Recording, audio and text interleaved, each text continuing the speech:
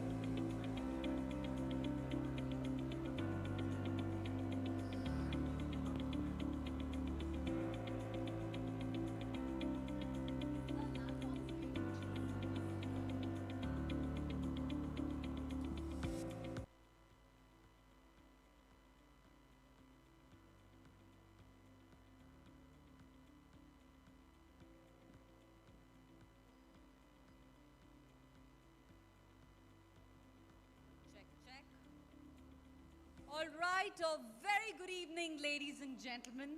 Thank you for wading through incredible and immense amount of traffic and swim your way through the Mumbai rains at this epic.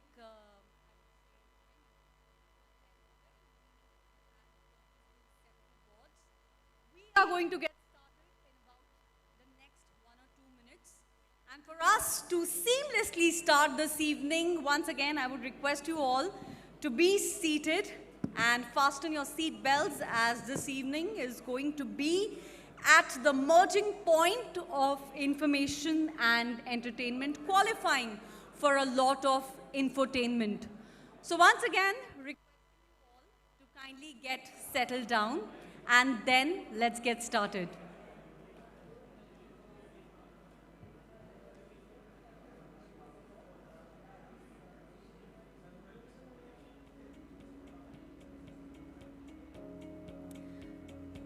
Ladies and gentlemen, once again, I'd like to.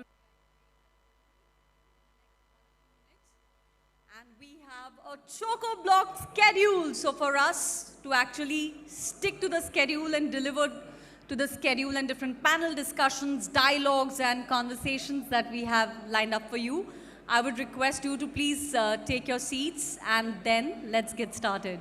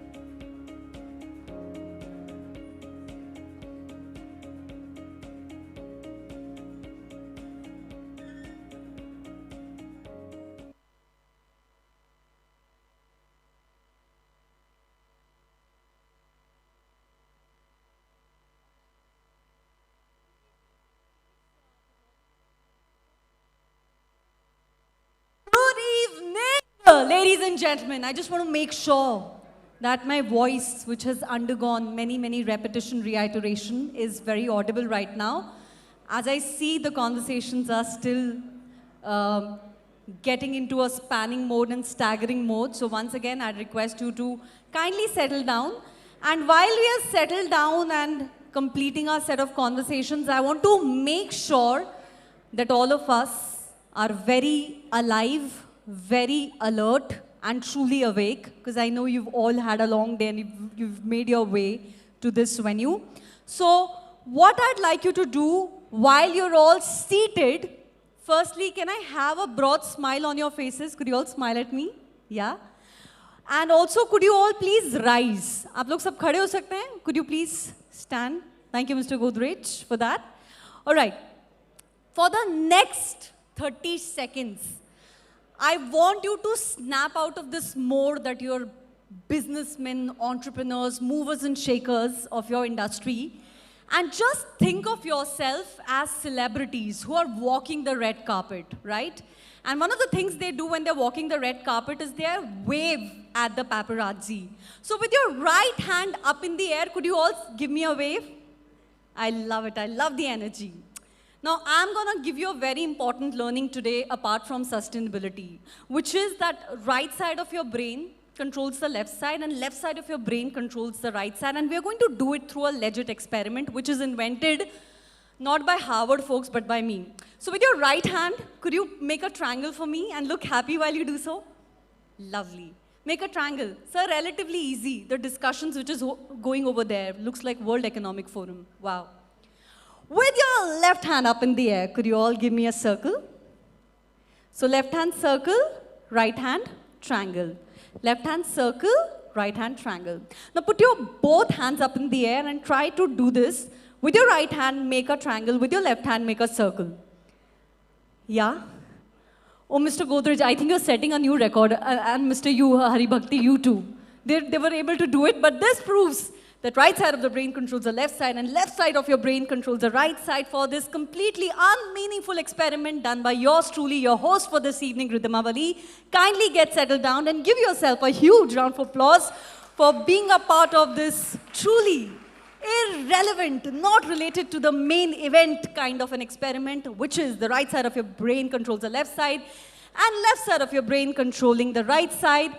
And now, unless you're not attending a call by our Prime Minister, with our Prime Minister, I would request you to please make your way inside the ballroom so that we can get started with the proceedings of this evening.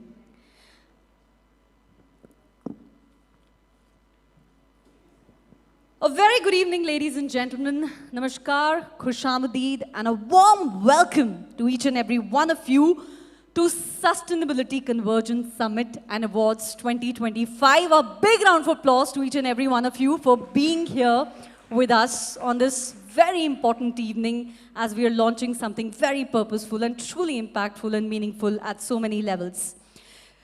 Which is happening here at this very prestigious ITC Grand Central, Mumbai. We are truly honored to have among us some of the most distinguished leaders, policy makers, and change makers who are truly shaping India's sustainable future. Tonight, ladies and gentlemen, we do not merely inaugurate an event.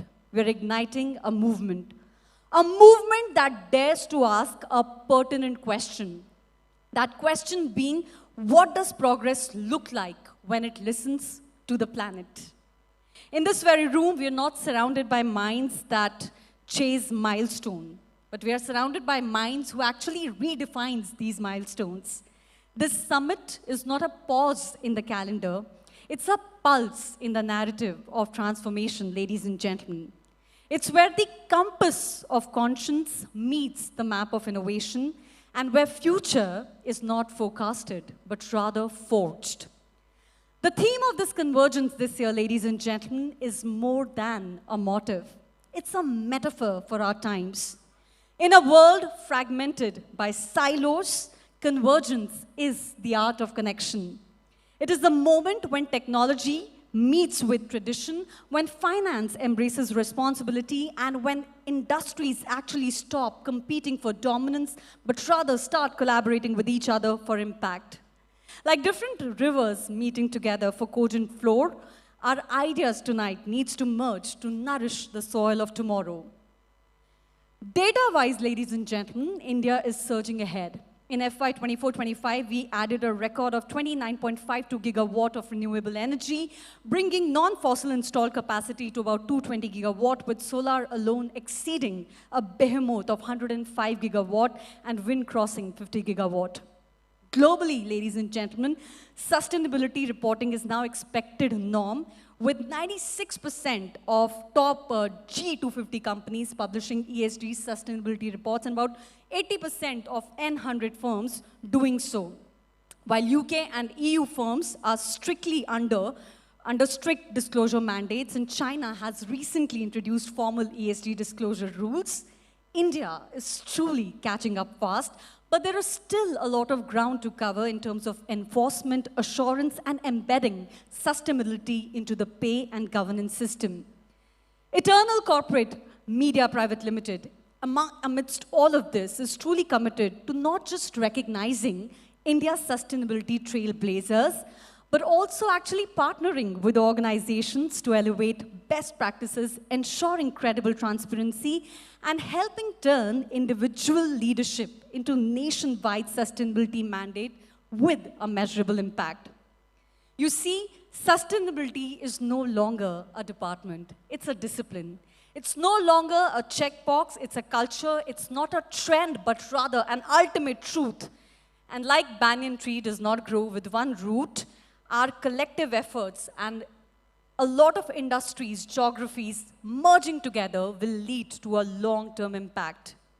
Tonight, ladies and gentlemen, we gather together to celebrate those who have gone above and beyond realms to not just answer these questions, but actually drive a very practical, relevant, and progressive movement. We celebrate those who are building legacies, not just for shareholders, but for the future generations. The awardees we honor tonight are not just achievers, they're actually architects of possibilities. They have turned boardrooms into battleground for climate action and balance sheets into blueprints for change. And as I said, we are beginning something new, and as they say in Indian tradition, whenever you are at the cusp of beginning something new, something auspicious, something big, it's started with a ceremonial lighting of the lamp, a symbol of wisdom, prosperity, and enlightenment. So at this point, I would like to call on stage our guests, our dignitaries who have joined us to actually come on stage and light the lamp, which actually is epitomizing how we can dispel darkness with the rays of light. So I'd like to request the following dignitaries to make their way on the stage, beginning with Mr. Jayant Sinha, former Union Minister and President, Eversource Capital. I think he's not reached so far. Mr. Nadir Godrej, Chairman and MD, Godrej Industries Group. A big round of applause for him. And joining him on stage, we're going to have Mr. Pradeep Shah, Non-Executive Chairman, Pfizer Limited and BSF India Limited, and co-founder, growtrees.com. Our very own Mr. Shailesh Haribhakti, Non-Executive Chairman and Independent Director on multiple boards. You know, they say every time you clap, your gray hair is turning black. So I leave the choice to you. Mrs. Amisha Vora, Chairperson and MD, PL Capital Group. Please join us on stage, Mrs. Vora. Mr. Siddharth Vora, Director, PL Capital Group. Mr. Kripa Shankar Tiwari, Chairman at Eternal Corporate Media Private Limited. And Mr. Alok Ranjan Tiwari, MD and CEO, Eternal Corporate Media Private Limited. Alok, are you there with us? The nation wants to know.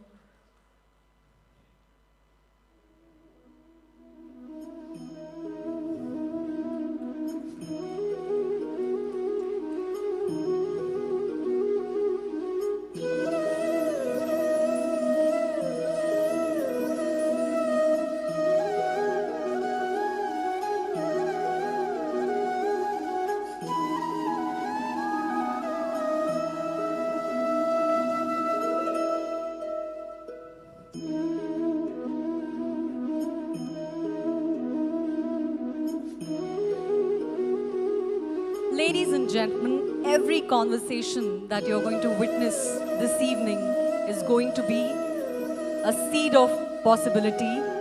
Every handshake, a bridge between vision and action, and every idea, a spark waiting to ignite change. And as they say that when sparks converge, they do not flicker, they blaze, much like our lamps. Can we have a big round of applause as we celebrate and commemorate and consolidate this moment? Can I request all the dignitaries to please take their seats?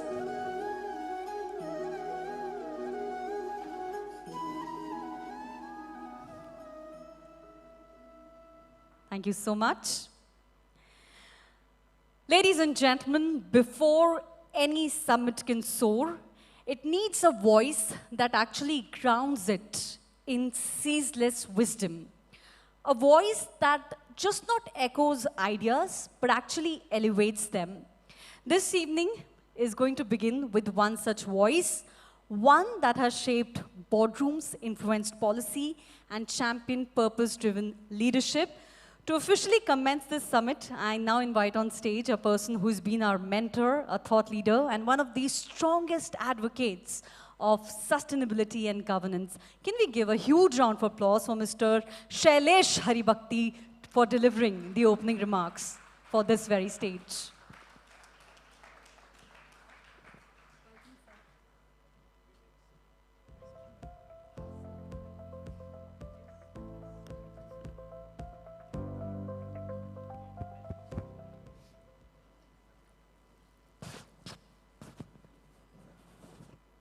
Ladies and gentlemen, I feel very humbled when I see this fantastic crowd here.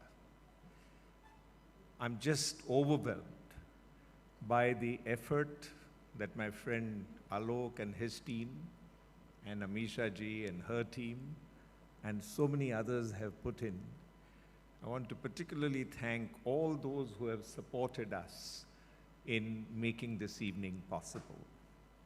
So I thought that in the 5 minutes that Alok has allocated to me, I'll quickly run through how, in my mind, I'm fusing artificial intelligence, ethics, and sustainability.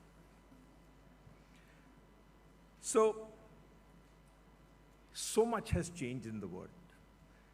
Our world is an absolutely new world, because AI, machine learning, and sustainable systems will come together to solve problems that somehow, some parts of the world have pushed to the back burner. My belief is that what will reassert is the economic imperative. There's no doubt in my mind that the economic imperative favors very strongly the establishment of an absolutely clean, green environment, fully supported by green energy, by green mobility, and by full circularity. We should not be thinking about zero to landfill. We should be thinking about zero landfills. As the Gaviva white paper, which you will see later this evening, reminds us, 0.5 degree of warming can cause a decimation of 35% of the EBITDA in only 5 big regions of India that they have analyzed. And this is fact, hardcore facts, which you will see as you see that, that presentation. At 2 degrees, Indian businesses could see a 35% erosion in EBITDA. And therefore, climate is not something to trifle with. There's so much at stake and so much that we need to do and must do. So I believe that in the new AI world that is emerging, there are 4 challenges that we must meet. 1, we must all acquire mastery of the AI tool, because the world will be divided into only 2 camps. One camp which works with AI and therefore will conquer and grow and go forward, and the other camp which will get disrupted. 2, it is critical that we indulge in radical collaboration. Nothing is mine, nothing is yours. Everything is ours. And I think in the internet world, I'm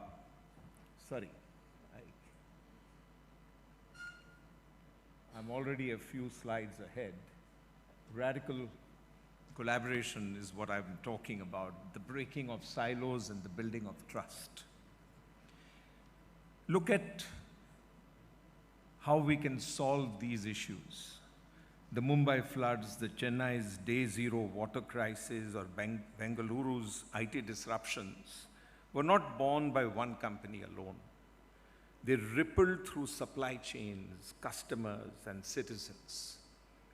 To collaborate radically is to break barriers, break the silos. Industry with academia, government with startups, nations with neighbors. Collaborations will create the resilience that we all need. Third, relentless research. The technologies for survival and growth. It's absolutely important. Next year, we will be welcoming in India the first quantum computer, and therefore, as a concomitant, quantum safe encryption. So it's not too far away. Some estimates say that it might happen at the end of this year. And so it is critical that relentless research on emerging science becomes something that we do as a day-to-day activity in every aspect of our life, so that it may translate into solutions in agriculture, housing, mobility, and energy. And finally, application of acceleration with ethics. Without ethics and without guardrailing AI with ethical behavior, we might have runaway surprises which we simply won't be able to afford. Let me pause here and offer my own life lessons. I'm going to skip some of these slides for paucity of time, but oops.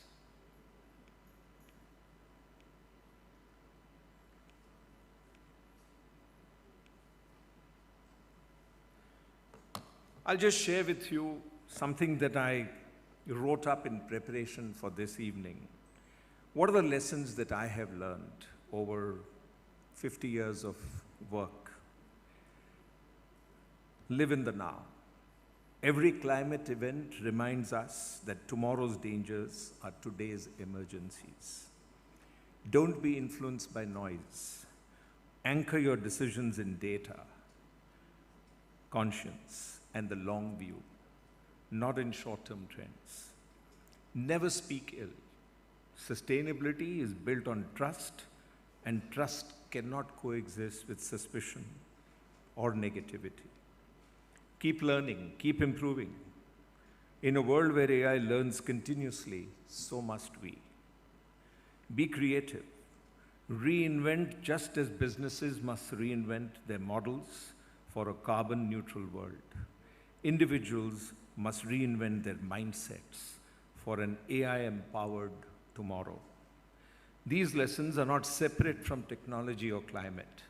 They are the human code that guides their responsible use.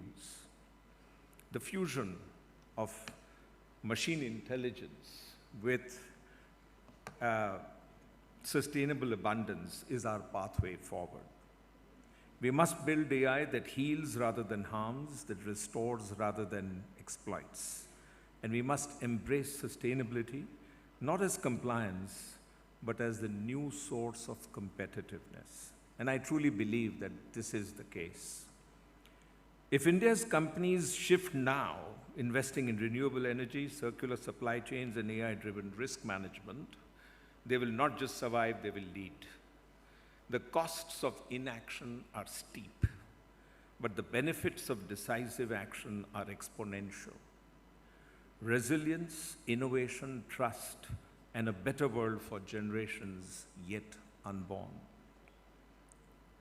Let us master AI, collaborate deeply, research fearlessly, and apply ethically. Let us fuse intelligence with conscience, machine with human, and growth with green. Together, we can make our world a better place to live in. And it is for this that we are meeting today, to celebrate the possible and to implement the inevitable. Thank you very much.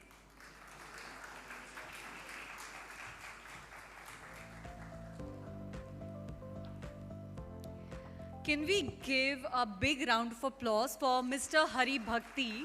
Because I think it takes a certain clarity to actually delineate 5 decades of your experience in 5 minutes. So thank you, sir, for summing up those experiences, expertise, and exposure so eloquently with all of us. So I've been told that our chief guest is still on his way. He's also stuck owing to the Mumbai traffic, but I think it only makes sense for me to give you a little bit of background about who is this chief guest that I'm talking about.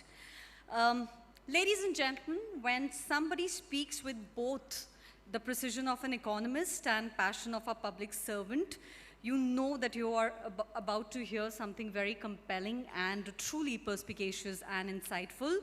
Mr. Jayant Sinha has been this voice of clarity in the complex corridors of finance, policy, and climate action. Whether in Parliament or at the helm of Eversource Capital, his ideas have consistently bridged ambition with accountability, because he just doesn't talk about transformation, he's actually helped to architect it. So whenever he reaches, he'll be addressing us through his keynote, again with a lot of pragmatic insights about his experience and exposure. But in his absence right now, can we give a big round of applause for Mr. Jayant Sinha, former Union Minister, to deliver his keynote address whenever he's here. But for now, I think it's time to segue into the next set of our agenda. Ladies and gentlemen, they say in every era, there are individuals who actually just don't lead, they actually redefine what leadership is. Icons whose influence transcends industries and whose ideas ripple beyond boardrooms. Today, we are privileged to be in presence of two such riveting futurists and visionaries, each a master of their own craft, yet united by a shared commitment of purpose and progress. Their journeys are marked not just by milestones, but by a bevy of meaningful impact. We are equally privileged to have amongst us two guest of honors who are icons of leadership and sustainability. And as they say, two things can change the course of your life: the books you read and the people who you read.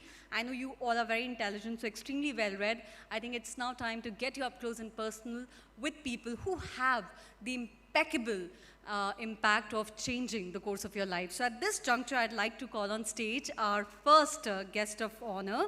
Can we give a huge, huge round of applause, ladies and gentlemen, for Mr. Nadir Godrej, Chairman and MD, Godrej Industries Group, for his special address. I think some more energy apart from the fact that your gray hair is turning black. I think it is very rare to see such a stalwart joining us. Thank you so much, sir, for joining us. Look forward to your address. So would you be using the podium?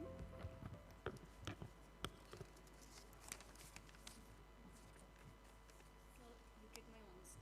Oops, sorry. It's in my pocket.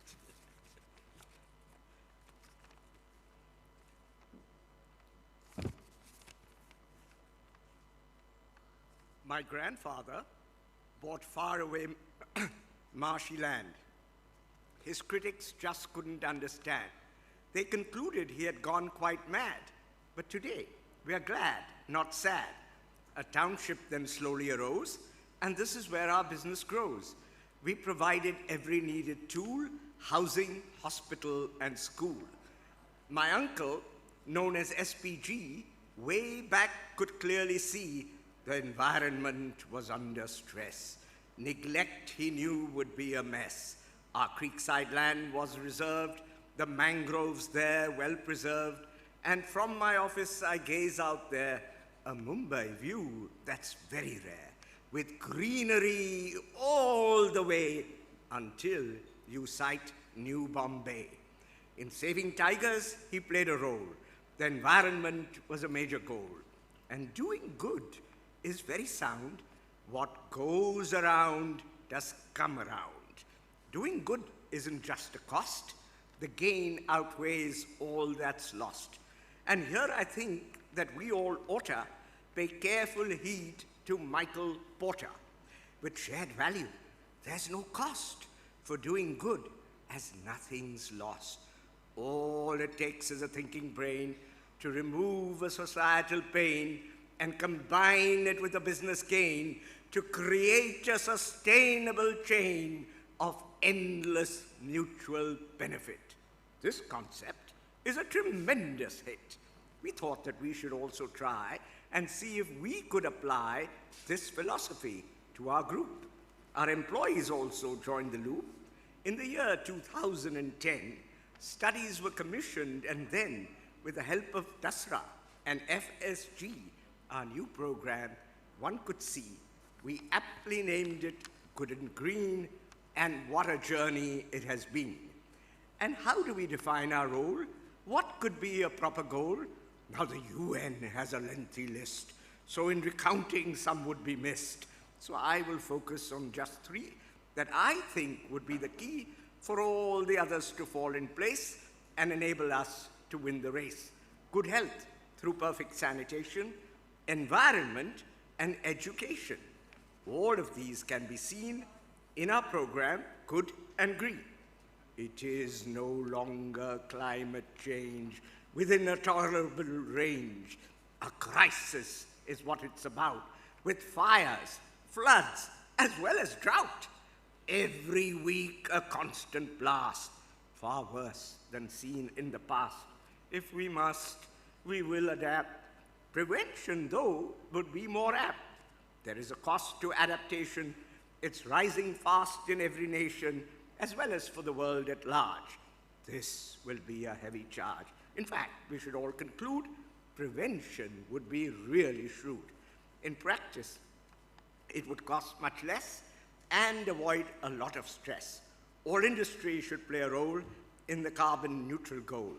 GHG emissions should be reduced, more green energy should be produced, and so without partiality, our goal for all is neutrality, whether water, carbon, or solid waste, and very soon we will make haste to make our net emissions zero.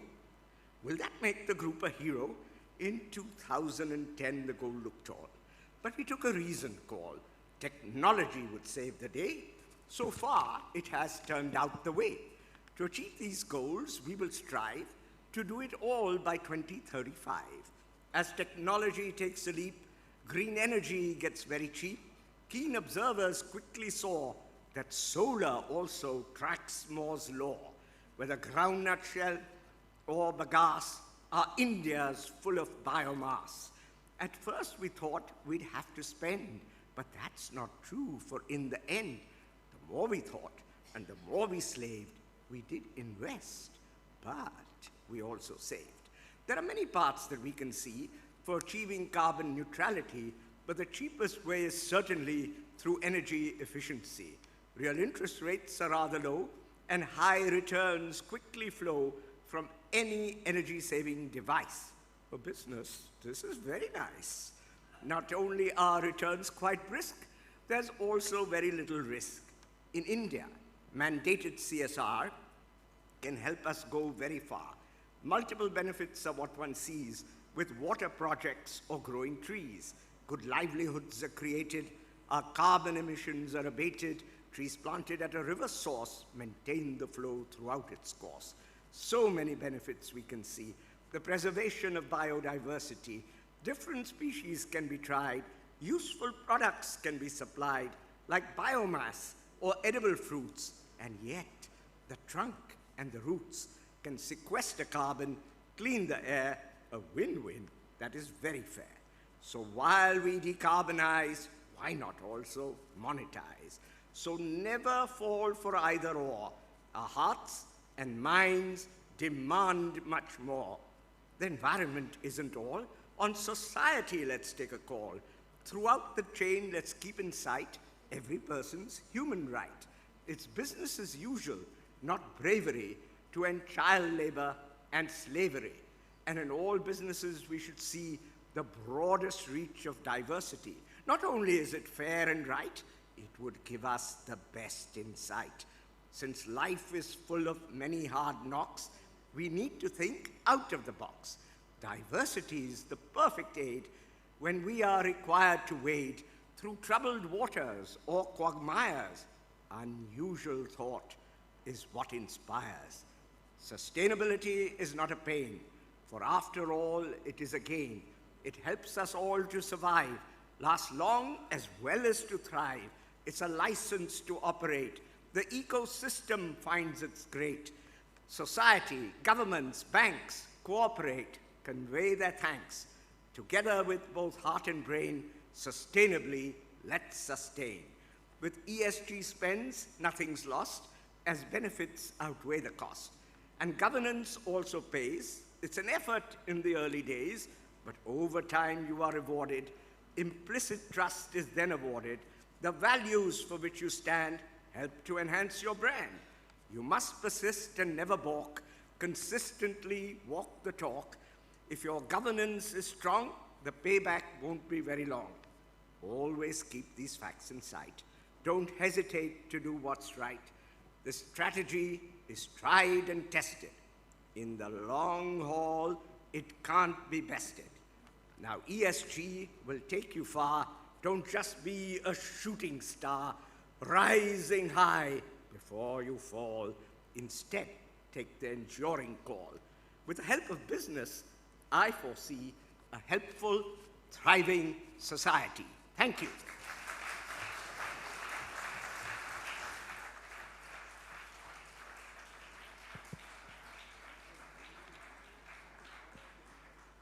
I think in my history of calling distinguished leaders on stage for their keynotes, this is the first time I've seen something so profound on sustainability spoken in such a beautiful, profound way of poetry and storytelling. A big round of applause for Mr. Godrej.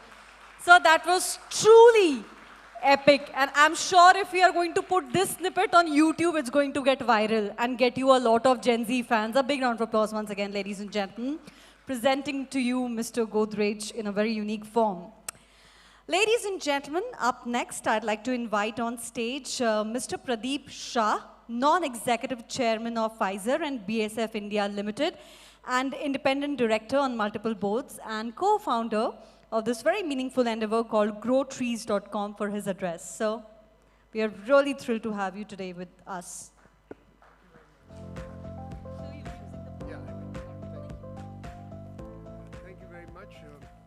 You know, after Nadir's address, it's like water after wine. I'm sorry about that, but that's the way it's going to be.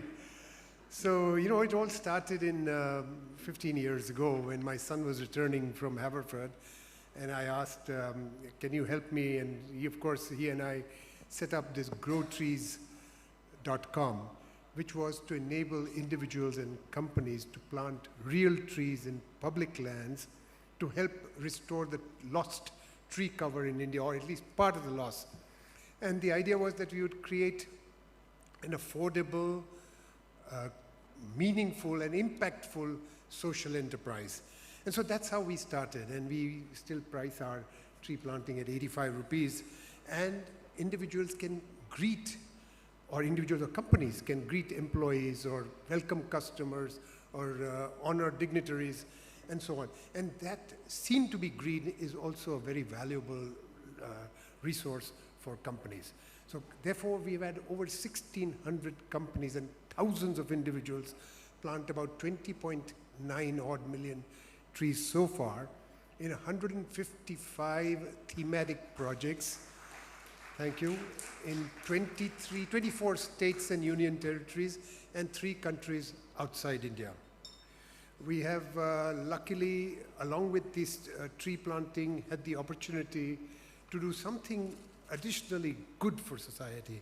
So we distributed about 64,000 food kits when the COVID workers were returning back home and had nothing to fall back on. And we provided succor to the Irula tribals in Tamil Nadu when they were affected by floods. We have created 65 water bodies, or enlarged water bodies, in 4 states, Uttarakhand, Jharkhand, Rajasthan, and Uttar Pradesh.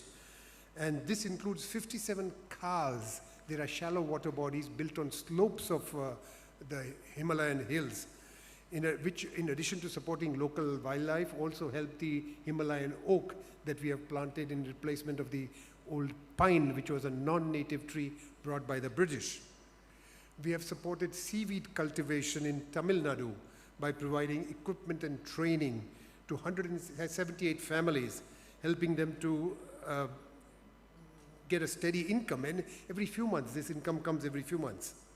We trained farmers in Uttarakhand in climate-resilient agriculture and provided seeds, which are climate-resistant also, and are also supporting the education of certain girl children for 4 years, the high school education, with, of course, not just the books and educational costs, but also in terms of uniforms and essentials.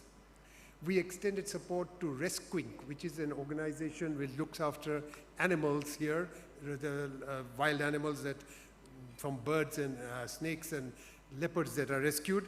And we provide them support for conflict mitigation efforts through procurement of bird and animal transport cages, rehabilitation tanks for turtles, snake rescue kits and bite gloves, anti-bite gloves, repairs to wildlife enclosures, etc.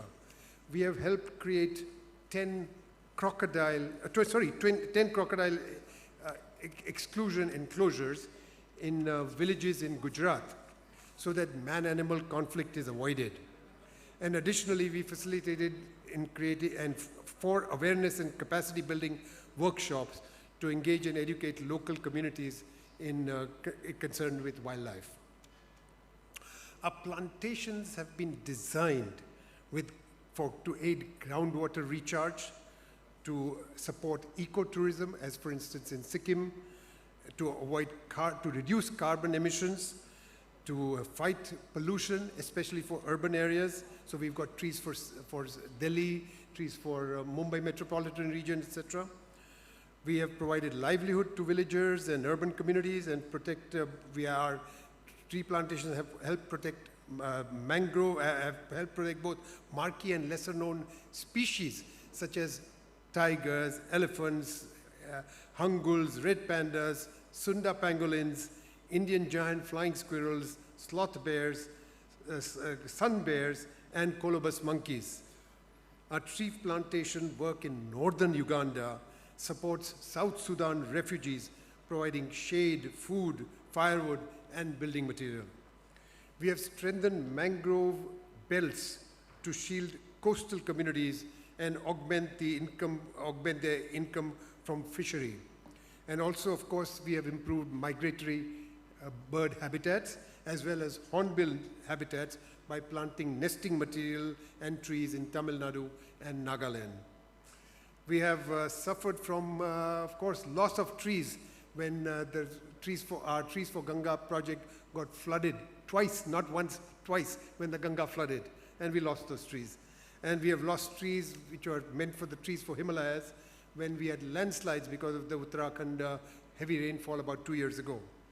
But we are also pleased to see elephant poop in trees for animal corridors between Dalma Wildlife Corridor and Simlipal, that's in Jharkhand and Odisha. And of course, we have seen ST10, that's relocated Sariska Tiger 10, include the project area of our trees for tigers in Rajasthan within its territory and start creating a litter there. We lost access to our Trees for Tigers nursery in Maharashtra because tiger movement started there, and so the forest department said you cannot access them. And of course, we have seen red pandas in the Sikkim area where we are planting trees for red pandas. So we have many, many videos of people thanking growtrees.com for the tree planting that we've done because they've got jobs and not only current income, but future security in terms of fruit, flower, fodder, fuel for their community. None of this would have been possible without our team, our partners, and on the ground, and our supporters. Their dedication has turned a simple idea into a growing movement. To everyone who has planted a tree, supported our cause, or believed in us, a big thank you. I accept this award that is going to be presented in the humble manner that is expected of me and desired of me, and give it to my team as well as to my supporters in the fields. Thank you very much.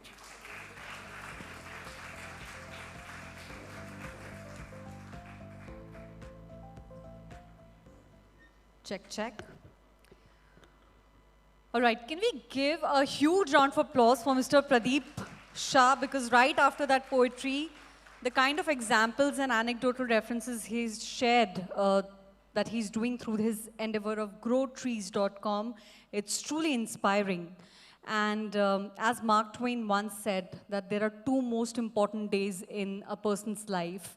The day you're born and the day you figure out why. And I think both of these distinguished leaders here have really done a phenomenal job in terms of identifying their why. So thank you so much, both of you, for inspiring us and for those great pragmatic speeches, which had a soul of their own. I don't know if you've noticed one of the things which Mr. Nadir Godrej mentioned, and that was, and I quote, that it doesn't cost anything to be good and do good. I think for me, that is the highlight of the entire storytelling that he did. So thank you so much.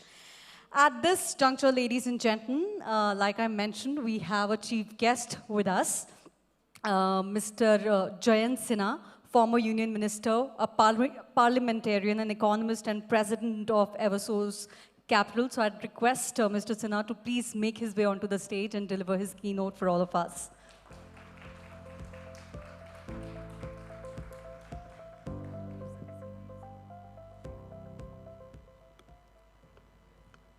Wonderful to be here this evening in this very distinguished gathering. I want to thank Amisha ji for putting together this wonderful Sustainability Convergence Summit, and also to thank all of the very distinguished people here in the audience. We just heard a very inspiring speech and lecture by Pradeep, who's telling us about all the terrific things he's doing. And of course, Nader ji is here, and Godreges have been great leaders as far as sustainability is concerned. We are very fortunate to have Shailesh Haribhakti here, who's been a real mentor and guide to many of us as we've looked to implement sustainability standards and change the way companies report about sustainability. And I know all of you are present here as well because you're interested and want to understand how we as a country can not just grow and develop, but we can also assure a sustainable and prosperous future for all of you. So that's what I want to talk about for a few minutes. And of course, I'm here this evening, and if anyone wants to ask more questions or provide any thoughts and comments, I'd be very, very interested in your inputs as well. So, as you know, I spent many years in government. I was a member of parliament for 10 years.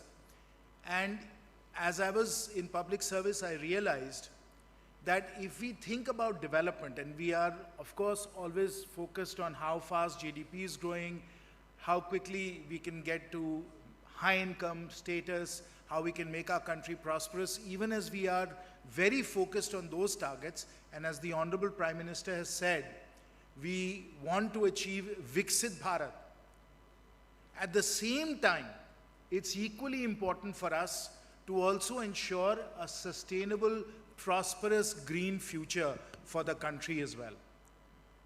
And so when I talk about Viksit Bharat, and please pardon me, I'll switch to Hindi for a minute, मैं कहता हूं कि अगर हमें एक विकसित भारत बनाना है, तो उस विकसित भारत का दूसरा पहलू जो है, the other side of developing India is a हरित भारत. विकसित भारत का मतलब हुआ एक हरित भारत भी हमें बनाना है.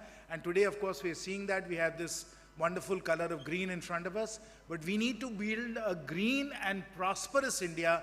So on the one hand, when we have the vision of Viksit Bharat, we need to have a Harit Bharat as well. The two have to be combined together. They're two sides of the same coin. If we have to grow our GDP, we have to ensure that this wonderful, wonderful country, this wonderful planet that we have had to enjoy, we can keep it for posterity. And as Mahatma Gandhi ji said, it's not that we get the planet and this world as inheritance from our forefathers, it is that we get it on loan from our children. So we have to be very, very careful about how we leave behind a footprint, an ecological footprint for our children as far as our planet and as far as our country is concerned. So Viksit Bharat, Harit Bharat. That's the vision. Now if that is the vision, and of course the Honorable Prime Minister has said we have to achieve Viksit Bharat by 2047, we have another goal where we have to reach net zero by 2070. We can't just talk about sustainability just purely from the point of view of net zero. So we have to think about sustainability much more broadly. And I'm very happy to tell you that on the urging of many members from the business community, from industry, we have been able to put together a very, very high level, very eminent task force that is going to try and see how we can provide inputs to government, policy suggestions to government, coming from business, coming from the enterprises, large and small, to see how we can bring together Viksit Bharat and Harit Bharat. I'm very happy and proud that Shailesh is a member of this very eminent task force. Shri Ajay Tyagi, who is the former chairman of the Securities and Exchange Board of India, is a co-chair of this task force along with me. We have Dean Arun Majumdar, who's the Dean of the Stanford School of Sustainability on this. We have Professor Amit Garg from IIM Ahmedabad as a member, and we have many other eminent industry leaders who are going to be working with us on this sustainability task force. And as I said, our goal is to be able to see how we can bring together Viksit Bharat and Harit Bharat. Now, on this sustainability task force, we've been working now for the last 3 or 4 months, and I want to just give you a sense of the kind of inputs we've gotten and some of the work that we've done. Obviously, the idea here is to be able to bring all these perspectives together and then provide suggestions to government so that policies can be made, a strategy can be formulated to be able to combine Viksit and Harit Bharat. So the 3 efforts that we have undertaken are, number 1, to study how other countries have thought about sustainability, other regions have thought about sustainability. So we've done some very detailed benchmarking, putting on my McKinsey hat where I was for a long time, to understand what is the framework, what is the way in which other countries have thought about sustainability. So that's been one major element of our research effort. The second major element of our research effort has been to talk to companies. And there, of course, we have been very fortunate through CII to be able to engage with all the major business groups and with small and medium businesses to get their inputs on sustainability. And the third aspect of what we're doing is to actually engage with regulators and policymakers. I apologize for coming a little late today because we were engaged in one of those consultations in Delhi earlier today. So consultations with policymakers, regulators, inputs from business, from enterprises, and then of course global benchmarking. These are the 3 things that we've been doing over the last few months to think about what should be India's development journey so that it is truly sustainable, truly Harit, as I was saying. Now I'm happy to tell you that even in this early stage, 3 major findings have emerged. 3 major findings have emerged on the task force, and we will soon be issuing a detailed report. And of course, it's already been circulated. Shaileshji is getting it soon. But we've already come up with 3 major findings. I'll briefly mention those to you. And as I said, I'm here to be able to share that with you and get more inputs from you on those 3 major findings. But let me tell you about those 3 major findings coming out of this sustainability task force. So the first major finding that we have is that while we have goals like net zero by 2070, Viksit Bharat by 2047, we actually need a sustainability framework. We need an integrated way in which India can try and get to a much more sustainable future. So we need an integrated sustainability framework before we can actually and fairly ask our companies to engage in much deeper efforts as far as sustainability is concerned. So we need from government an integrated framework that takes the strategies, takes the goals, translates those into sector by sector policies, enables resource markets like carbon markets to work, and then is able to provide appropriate financial support. So unless we have an enabling framework, an integrated enabling framework, we really can't ask our companies to take on big and difficult targets. So number 1, while there's a lot going on in government, there are a lot of policies being made, they need to be brought together so we can integrate this and make sure that it all fits together. Let me give you an example, just so I can illustrate that for you. Let's take steel. As you all know, increasingly the world wants to move towards lower and lower carbon steel. To move to lower and lower carbon steel, we have to switch from coal-fired blast furnaces to perhaps natural gas blast furnaces, and then eventually to electric arc furnaces as well. So when we go to our steel companies and say, reduce the carbon content in your steel, can we just ask them and then force them to report on that basis without providing them the support that they need? And here's the support that they need. A lot of our steel plants are actually in Eastern India. I'm from Jharkhand. And I can tell you in Jharkhand, we have many, many big steel mills. Of course, Jamshedpur you know about, Bokaro also you probably know about.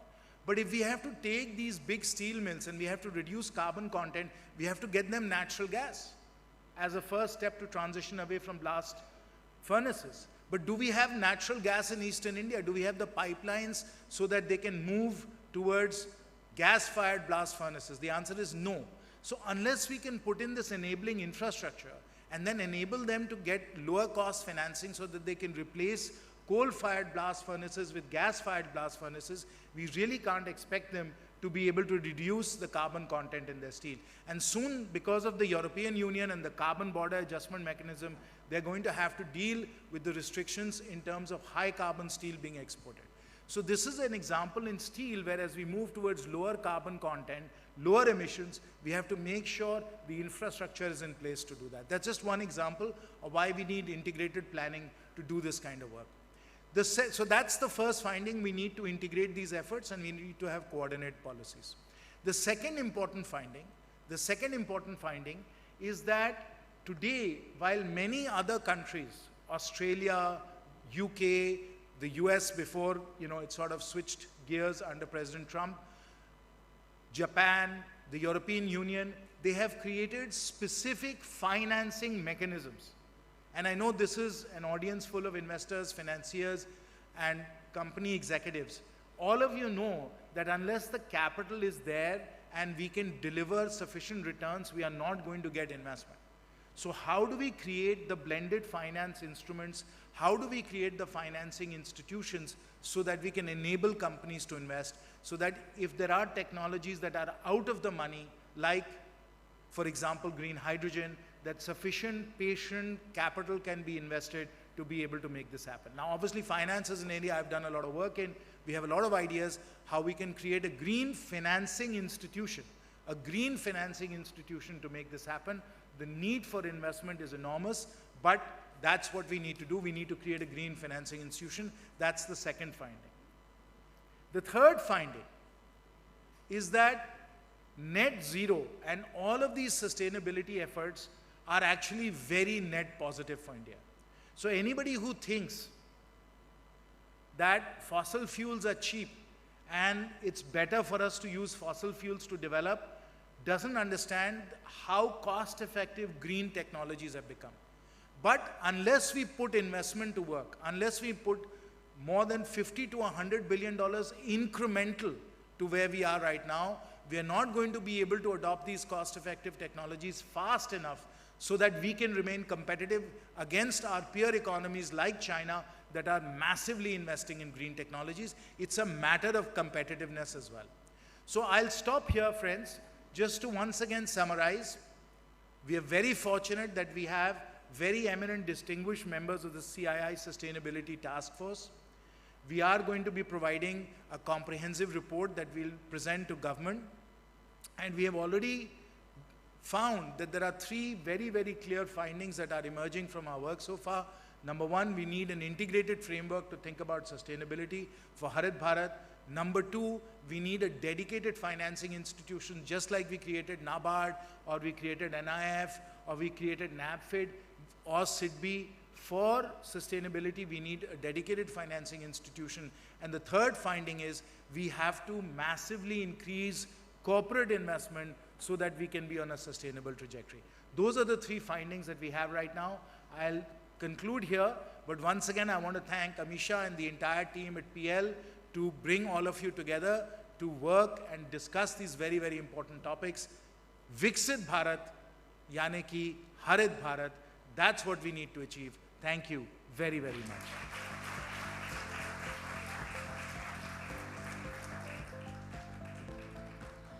Check धन्यवाद श्री सिन्हा बहुत ही सरल स्पष्ट और सटीक संभाषण जो गहन हमें बहुत सारा प्रदान किया इस संभाषण ने Ladies and gentlemen, now it's time to felicitate our chief guest and our guest of honor who've made time for all of us here. For this part of the ceremony, can I call on stage the following presenters, beginning with Mr. Alok Ranjan Tiwari, MD and CEO at Eternal Corporate Media Private Limited. And joining him on stage is going to be Mr. Shailesh Hari Bhakti and Mrs. Amisha Vora, Chairperson and MD at PL Capital Group. Can I have all of you on stage, please? Shailesh sir आप भी stage पे हमें join करिए.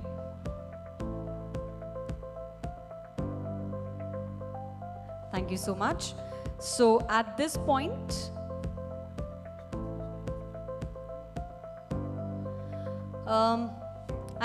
I'd like to invite our chief guest, Mr. Jayant Sinha, former Union Minister and President, Eversource Capital, to step forward for the felicitation. Thank you so much, sir, for joining us today.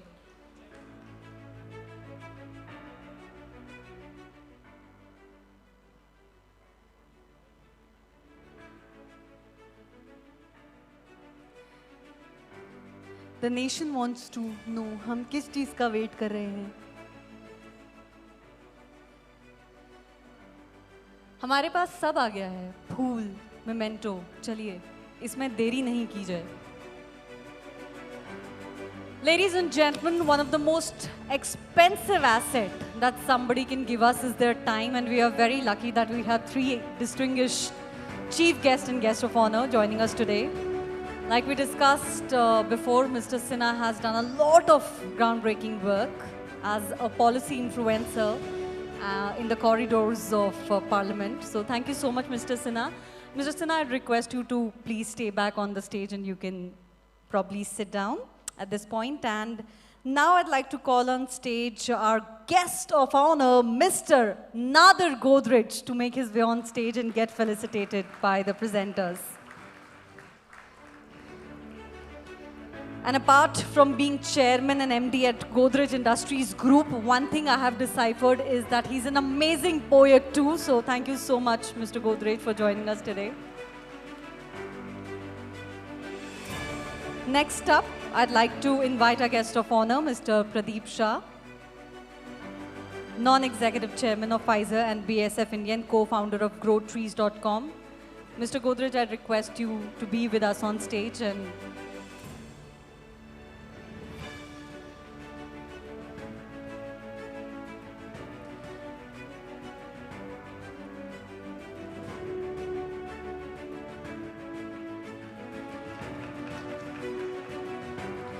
ladies and gentlemen, it's such a pleasant sight to watch on stage Mr. Sinha, Mr. Godrej, and Mr. Shah, the three mavericks and movers and shakers of industries joining us today. Thank you so much.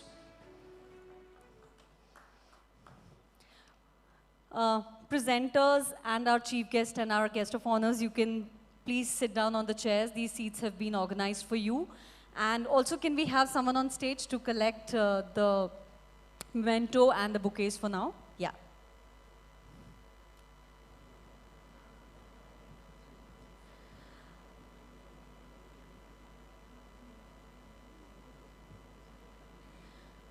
I think मुझे ऐसा लग रहा है कि stage पे जगह बहुत ज़्यादा है और लोग थोड़े कम हैं, तो मुझे लगता है कृपा शंकर तिवारी जी आपको भी स्टेज पे बुला देना चाहिए.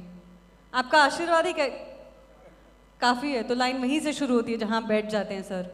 तो हम ऐसा समझ रहे हैं, तो शुरू करते हैं फिर. Ladies and gentlemen, every summit needs a soul, a force that not only supports its vision but elevates it.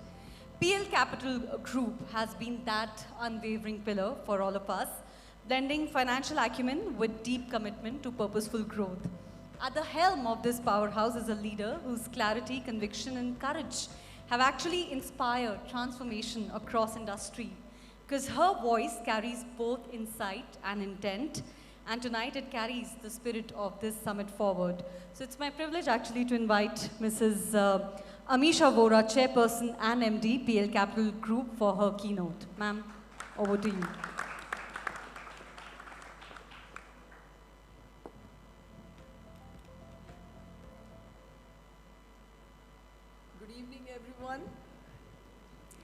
And my sincere thanks to start with to Shailesh Bhai and Alok for seeding these thoughts in all of us. And while I would of course thank Mr. Godrej and Mr. Shah and all of you distinguished guests, my special thanks goes to Mr. Sinha, who changed his entire program to make it for us this evening. As you all must know and may know, that he leads this ESG initiative not only in India, but he is a voice to reckon with globally, and he is spreading it across the globe. And we as a nation will have a lot to learn and get benefit of his wisdom. While we learned during some of the keynote addresses that there is a need for green, there is a need for sustenance, and there is a need for doing any of these things for us or our children. As we know, there is a need for finance. So all this finally will culminate when India becomes by 2030 a 10 trillion economy. What is it? Whether in terms of efficient energy through solar or hydrogen or wind, or our transportation throughout, or saving energy across, and all the rest of the infrastructure around, how are we as a nation really going to finance this?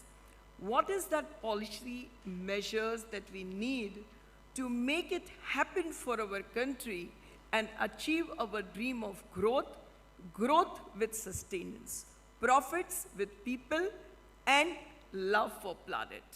And today, this evening, we will be having panel discussions where some of the experts will share their views how we achieve our combined growth. There are many global, as what Mr. Sinha said, benchmarks of how the green bonds have emerged. Where is India standing in that? What more we do we really need to know? What more the allocator of capital, be it from private equities, venture capital, mutual funds, insurance and pension, need to do, and of course banks and NBFCs need to do to make sure that green is weaved into their policies and processes. So this will be an enlightening evening for all of us to understand from experts how India is really going to achieve its dreams. And I'm looking forward to a wonderful evening. Thank you very much to all of you again.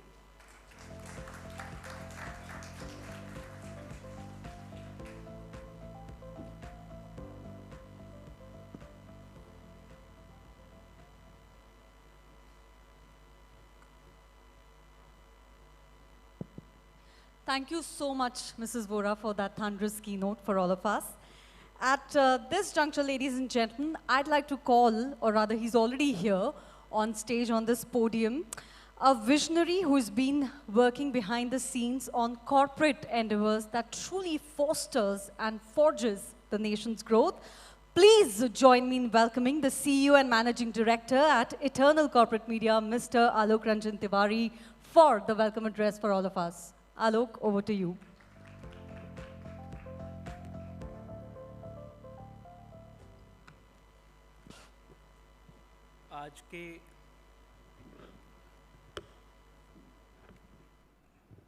आज के इस कार्यक्रम के chief guest और पूर्व केंद्रीय मंत्री Shri Jayant Sinha ji, guest of honour और गोदरेज इंडस्ट्रीज़ ग्रुप के सीएमडी, मेरे मार्गदर्शक जो मुझे बहुत सालों से प्यार करते आए हैं, ऐसे श्री नादिर गोदरेज जी, इस विशेष कार्यक्रम के दूसरे सम्मानित guest of honour, financial sector के स्टॉलवर्ड, कृषि जैसे देश के बड़े संस्थानों को जिन्होंने जन्म दिया है, ऐसे संस्थानों के फाउंडर और वर्तमान में देश की कई सारी बड़ी कंपनियों में बतौर इंडिपेंडेंट डायरेक्टर और कई जगह पे ऐसे नॉन एग्जीक्यूटिव चेयरमैन अपनी सेवा देने वाले श्रीमान प्रदीप शाह जी, इस कार्यक्रम के महत्वपूर्ण व्यक्ति जिनके मार्गदर्शन और लीडरशिप में इस समिट का आधार रखा गया है, जिन्होंने हम सबको सस्टेनेबिलिटी के मूल्य सिखाए हैं, ऐसे श्रीमान शैलेश हरवक्ती जी, इस समिट को मेरे साथ कदम से कदम मिलाकर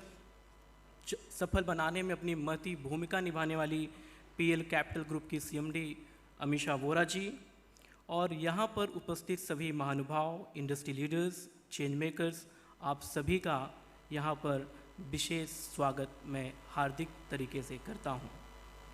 आज का यह अवसर हम सबके लिए अत्यंत महत्वपूर्ण है। Sustainability convergence summit and awards is not just an event, it is a movement. यह एक ऐसा मंच है जहां हम सब मिलकर इंडिया की ग्रीन ग्रोथ स्टोरी को आगे बढ़ाने का संकल्प ले रहे हैं। We are living in times where climate change, resource efficiency and inclusive growth are not optional discussions. यह हमारी collective responsibility है। India has emerged as a guiding force in sustainable development, चाहे renewable energy की बात हो, green finance की हो या inclusive policies की। हमारा देश दुनिया के लिए अब मौजूदा दौर में एक मिसाल बन रहा है, एक उदाहरण बन रहा है। यह वास्तव में हम सभी के लिए सम्मान की बात है कि यह मंच ऐसे दिग्गजों को एक साथ लाया है। आज के इस प्रोग्राम में ऐसे दिग्गज एक साथ बैठे हैं जिनकी लाइफ स्टोरीज, जिनकी जीवन यात्राएं सस्टेनेबिलिटी के क्रक्स को डिफाइन करती हैं। जयंत सिन्हा जी ने भारत के sustainable finance and policy framework को आगे बढ़ाने में अपनी बहुत महत्वपूर्ण भूमिका निभाई है। नादिर गोडरेज जी, जिनको तो मैं तो बहुत पर्सनली जानता हूँ, उन्होंने दशकों से भारतीय उद्योग में इनोवेशन और रिस्पॉन्सिबिलिटी के एक सच्चे आइकॉन रहे हैं। उन्होंने हमें दिखाया है कि साइंस और सस्टेनेबिलिटी कैसे साथ साथ चल सकते हैं। प्रदीप भाई शाह ने हमें यह दिखाया है कि लीडरशिप कैसे बोर्ड रूम से आगे बढ़कर ग्रो ट्रीज जैसे पहलों के माध्यम से सस्टेनेबिलिटी को ज़मीनी स्तर पर उतारने के लिए आकार लेने में मदद करती है। My friends, sustainability is all about convergence of industry, finance, innovation and society. यही कारण है कि इस इवेंट का नाम सस्टेनेबिलिटी कॉन्वर्जेंस समिट रखा गया। It is about uniting efforts, creating collaborations and setting a roadmap for Viksit Bharat, a greener, inclusive and prosperous India।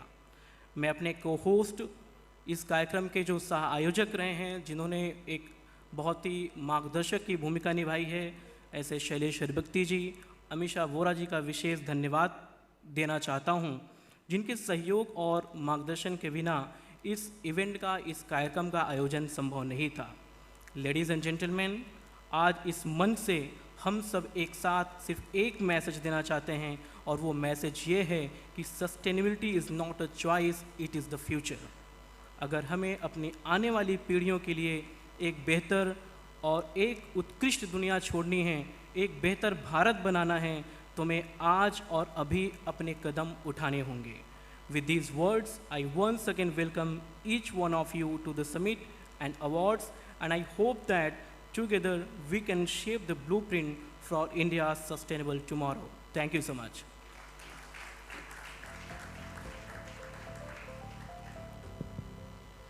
Thank you so much, Alok, for those inspiring words. And now as we transition into the next leg of our program at this juncture, can I request our guest of honors and our chief guest to please take their seats? And again, thank you so much. Ladies and gentlemen, our next speaker who is going to make her way onto the stage is someone who has dedicated her career to driving meaningful change at the intersection of business, community and environment. She is Ms. Pooja Bajaj, who serves as the Executive Director, CSR and ESG at Bajaj Electricals Limited, where she leads the company's initiatives in CSR and ESG practices. Under her leadership, Bajaj Electricals has undertaken impactful programs in the realm of rural development, education, women empowerment, and renewable energy, reinforcing the organization's commitment to nation building, but with a tinge of responsibility. Her work reflects a vision that businesses can be both profitable and purposeful, creating long-term value for society while safeguarding the planet. So without further ado, can we give a big round of applause for Ms. Pooja Bajaj for her special address and presentation.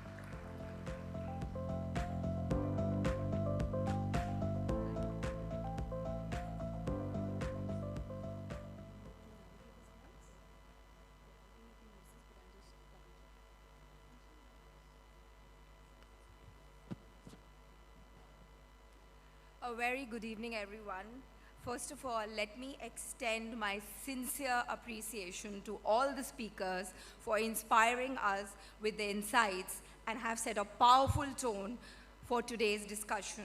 I'm honored to join this dialogue, and it's a privilege and a profound responsibility to stand before you today as we reflect on our journey and share how Bajaj Electricals continues to carry its legacy of responsibility, innovation, and sustainability.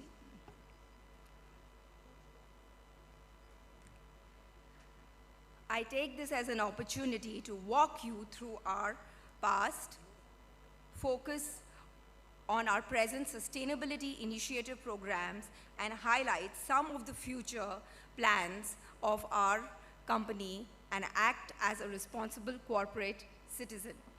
Our legacy is not just about the past. It's the foundation on which we are building our future. For decades, we have worked to improve lives, support communities, and care for the planet through our humble initiatives.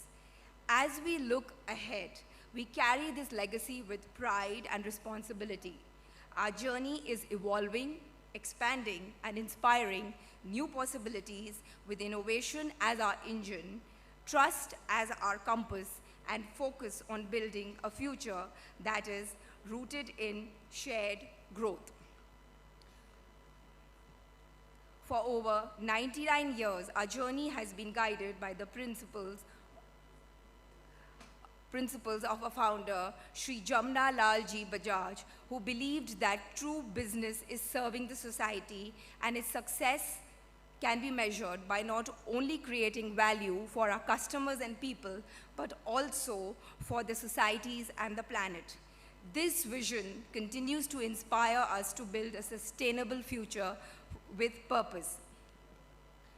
Srimati Janki Devi Ji Bajaj, wife of Jamna Lal Ji Bajaj, her life and work seamlessly aligned with sustainability principles. Long before sustainability became a global framework, she embodied this through integrity, compassion, and care for the society. Her legacy reminds us that sustainability is not just a practice, it's a way of living. Ramkrishna Ji Bajaj, son of Jamna Lal Ji Bajaj, founded the Council for Fair Business Practices, promoting honesty, fairness, and transparency in the marketplace. Guided by the motto, good ethics and good business, this principle remains timeless, a foundation of trust, integrity, and self-governance in all our endeavors. Today, Bajaj Electricals is a name synonymous with ethics, integrity, and trust. Inspired by this legacy, our ESG strategy is focused on a powerful vision of inspiring sustainable living and aims at shaping a future where growth, inclusivity, and responsibility walk hand in hand. We aim at integrating our ESG principles into our core business practices to ensure alignment with long-term strategy and future initiatives.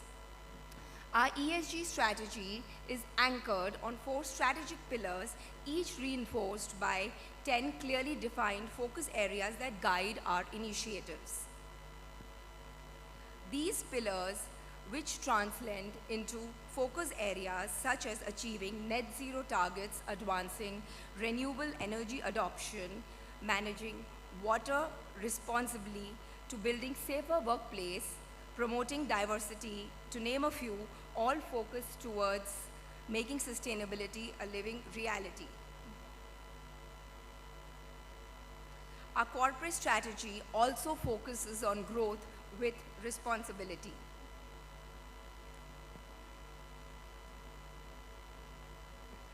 Some of the ESG milestones that we have achieved, they are humble milestones, but we are proud to achieve.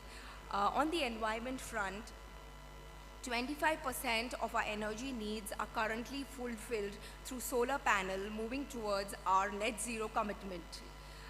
We are also driving the greenhouse gases emission for scope 1, 2, and 3 emissions on year-on-year basis.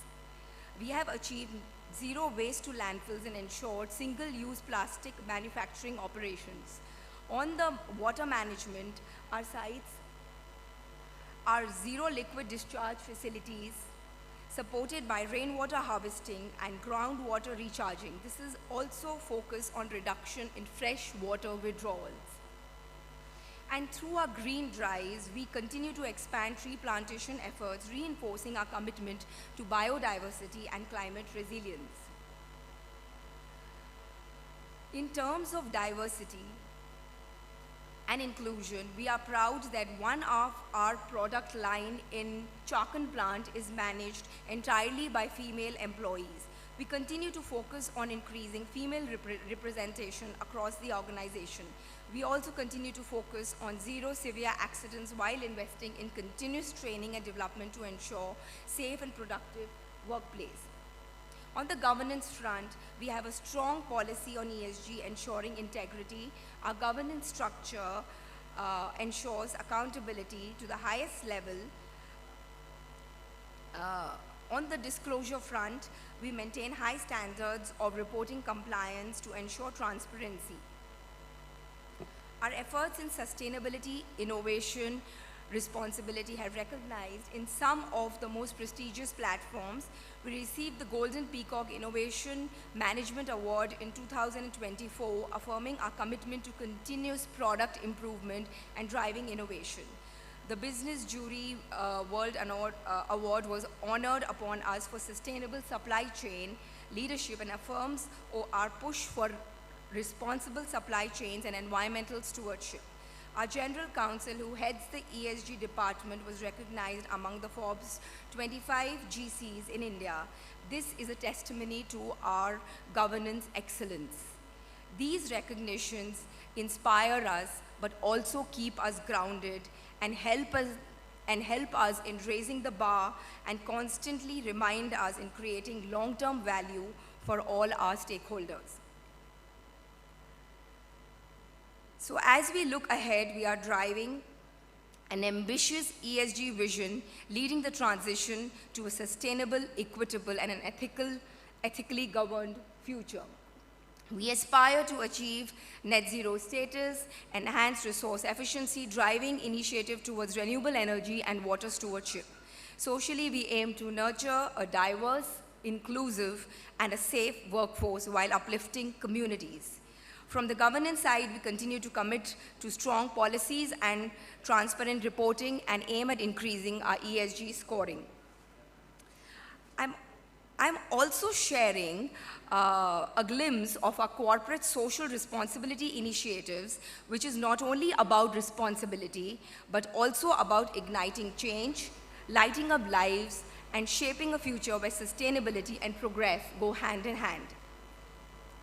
Bajaj Electricals Foundation is the CSR arm of Bajaj Electricals and is committed towards implementing sustainable programs for a better planet and a better life. We have 3 pillars but one purpose. With the primary focus on environment sustainability for a greener tomorrow, our initiatives also support rural women entrepreneurship and nurturing art and culture. Under the environment framework, we drive tree plantation, carbon offset through improved cook stove solutions, upcycling plastic waste and textile waste projects, solar electrification projects in rural communities, including aspirational districts. We are in the process of currently distributing 14,000 improved cook stoves, benefiting around 70,000 plus lives, but also aims to offset carbon dioxide emissions and help in having multiple SDGs impact.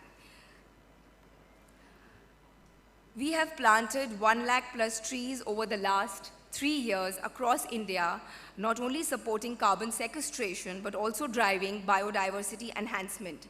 This year, we aim to plant 80,000 plus trees, enabling carbon sequestration of 400 plus tons of carbon dioxide over a period of time. Our employee volunteering programs and other employee-led initiatives reflect our pride in working together with our people. Through this collective action, we create meaningful change and help them join in making a lasting impact. Last year, over 1,200 plus employees were engaged in 300 plus activities across 19 plus locations all over India, contributing 1,73,000 volunteering hours. Before I close, I would like to share a short video titled Flame of Change, which captures the story of our efforts on improved cook stove in the aspirational district of Karoli in Rajasthan, highlighting the impact of our effort in transforming lives. It is a humble support. I hope you find it as inspiring as much as we did working on this process. And more importantly, it reminds us why we do and what do we do for. Thank you.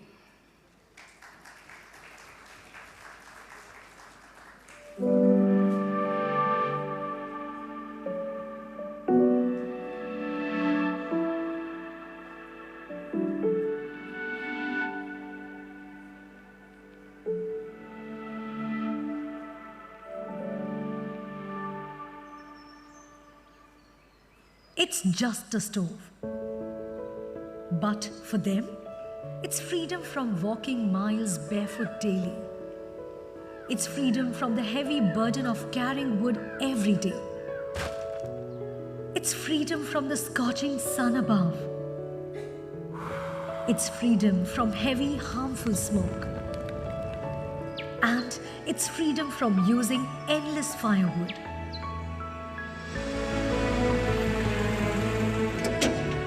Maybe it's not just a stove.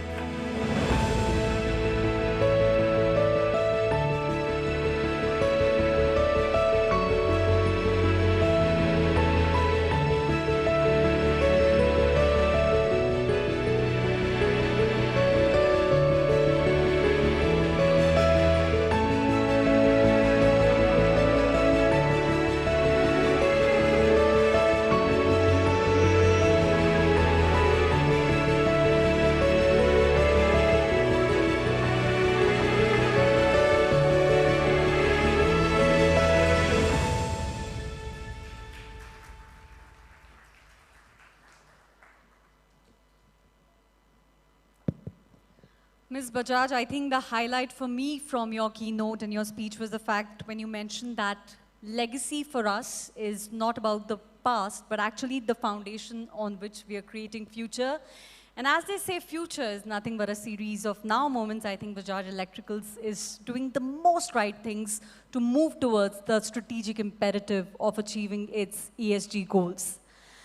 Ladies and gentlemen, India today stands at a pivotal juncture where economic ambition must now walk hand in hand with environmental responsibility. As we chart the course towards a Viksit Bharat,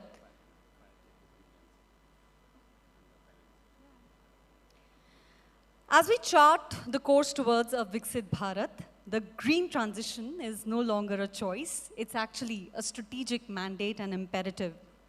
From renewable energy to circular economies, the building blocks of sustainable development are being laid across sectors with an unprecedented sense of urgency. Yet, the journey is complex, demanding convergence between policy, innovation, and a sense of inclusive growth.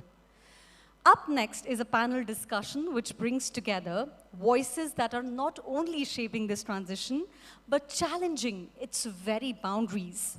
We are now opening our first thought-provoking panel discussion with a topic which explores Viksit Bharat navigating through green transition. This session, ladies and gentlemen, will be moderated by Ms. Avan Dubash, consultant anchor at ET Now. And so can I have Ms. Dubash joining us on stage, please?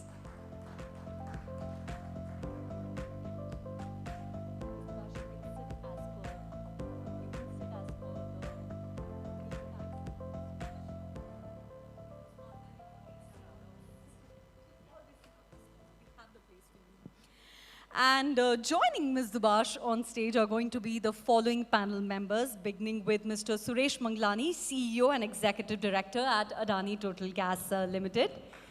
And after him, we'll have with us Mr. Alok Agarwal, MD and CEO at Brookfield Properties. Ladies and gentlemen, remember, clapping leads to grey hair turning black, so just a humble reminder. Yeah. And up next, joining them on stage is going to be Mr. Arvind Bansal, CEO and Executive Director at Continuum Green Energy Limited. Up next would be Mr. Ishwar Dholakia, Founder and MD, Goldie Solar Private Limited. Ms. Purvi Sheth, CEO, Shilputsi India and Independent Director on multiple boards.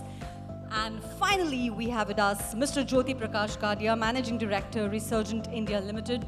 Let's welcome them, and I think once they are settled, we can get started with an incredible panel discussions riddled with incredible insights, pragmatic anecdotes, stories, with some actionable for all of us to think upon and act upon.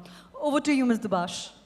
Thank you so much for that. I think like Mr. Sinha put it ever so eloquently in Hindi, I'll say it in a simpler way that India's ambition for becoming Viksit Bharat by 2047 is inseparable from the green transition. And that is a topic that we want to really explore today. The fact that there are two sides of the coin, that we are the fastest growing clean energy market in India and yet the world's third largest emitter. So much to dissect. Let's get straight to it.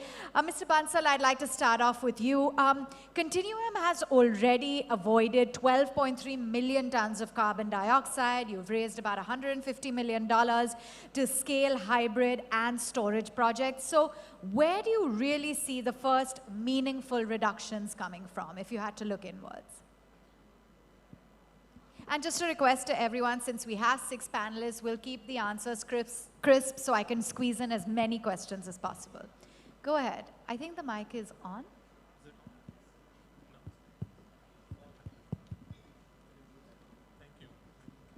Thank you. Thanks for having me here. I think as a renewable energy player, we really have very little scope 2 emissions, largely for the electricity that we purchase, and that's not a very difficult target to fully eliminate over a period of time. Scope 3 emissions is where more work needs to be done because that engages in our supply chain.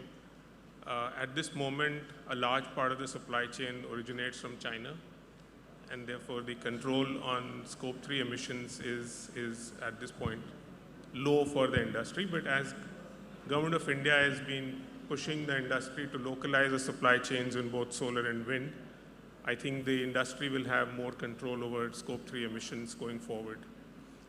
On our customer side, at Continuum, we focus on selling electricity to a large number of corporate players, about 200 plus customers. And we are therefore enabling their energy transition away from fossil fuels to renewable energy consumption. And we take pride in the fact that we enable those companies who individually are not huge guzzlers of electricity, and therefore it's beyond their realm of things to do it themselves, unlike very large players in metal production or cement production who have large capacities and therefore can transition away from fossil fuel energy by their own efforts. But a large number of corporates who consume 5, 10, 20, 30, 50 megawatts scale, they are not able to do it themselves, and that's where we come in and we provide them high quality, renewable hybrid energy solutions, and we continue to do that. Thank you. Wonderful. Mr. Manglani, I want to stretch that forward because clearly it seems like all of you are taking a lot of initiatives. Your FY25 results show 647 CNG stations, almost 1 million PNG households with volumes up 15% year on year. Can you explain to us what role natural gas realistically plays in India's decarbonization roadmap? Thank you. First of all, let me thank organizers, Eternal Media, PL Capital for holding this event as well as giving this platform to Adani Total Gas. I also would like to compliment Shailesh Bhai. I think he has been very passionate on sustainability, and I know when there must have been discussion on choosing the panel members, he must have imposed my name on them. So I don't know whether I'm going to do justice to his choice. But I think it's the name everyone wants to listen to. Let me try and do that.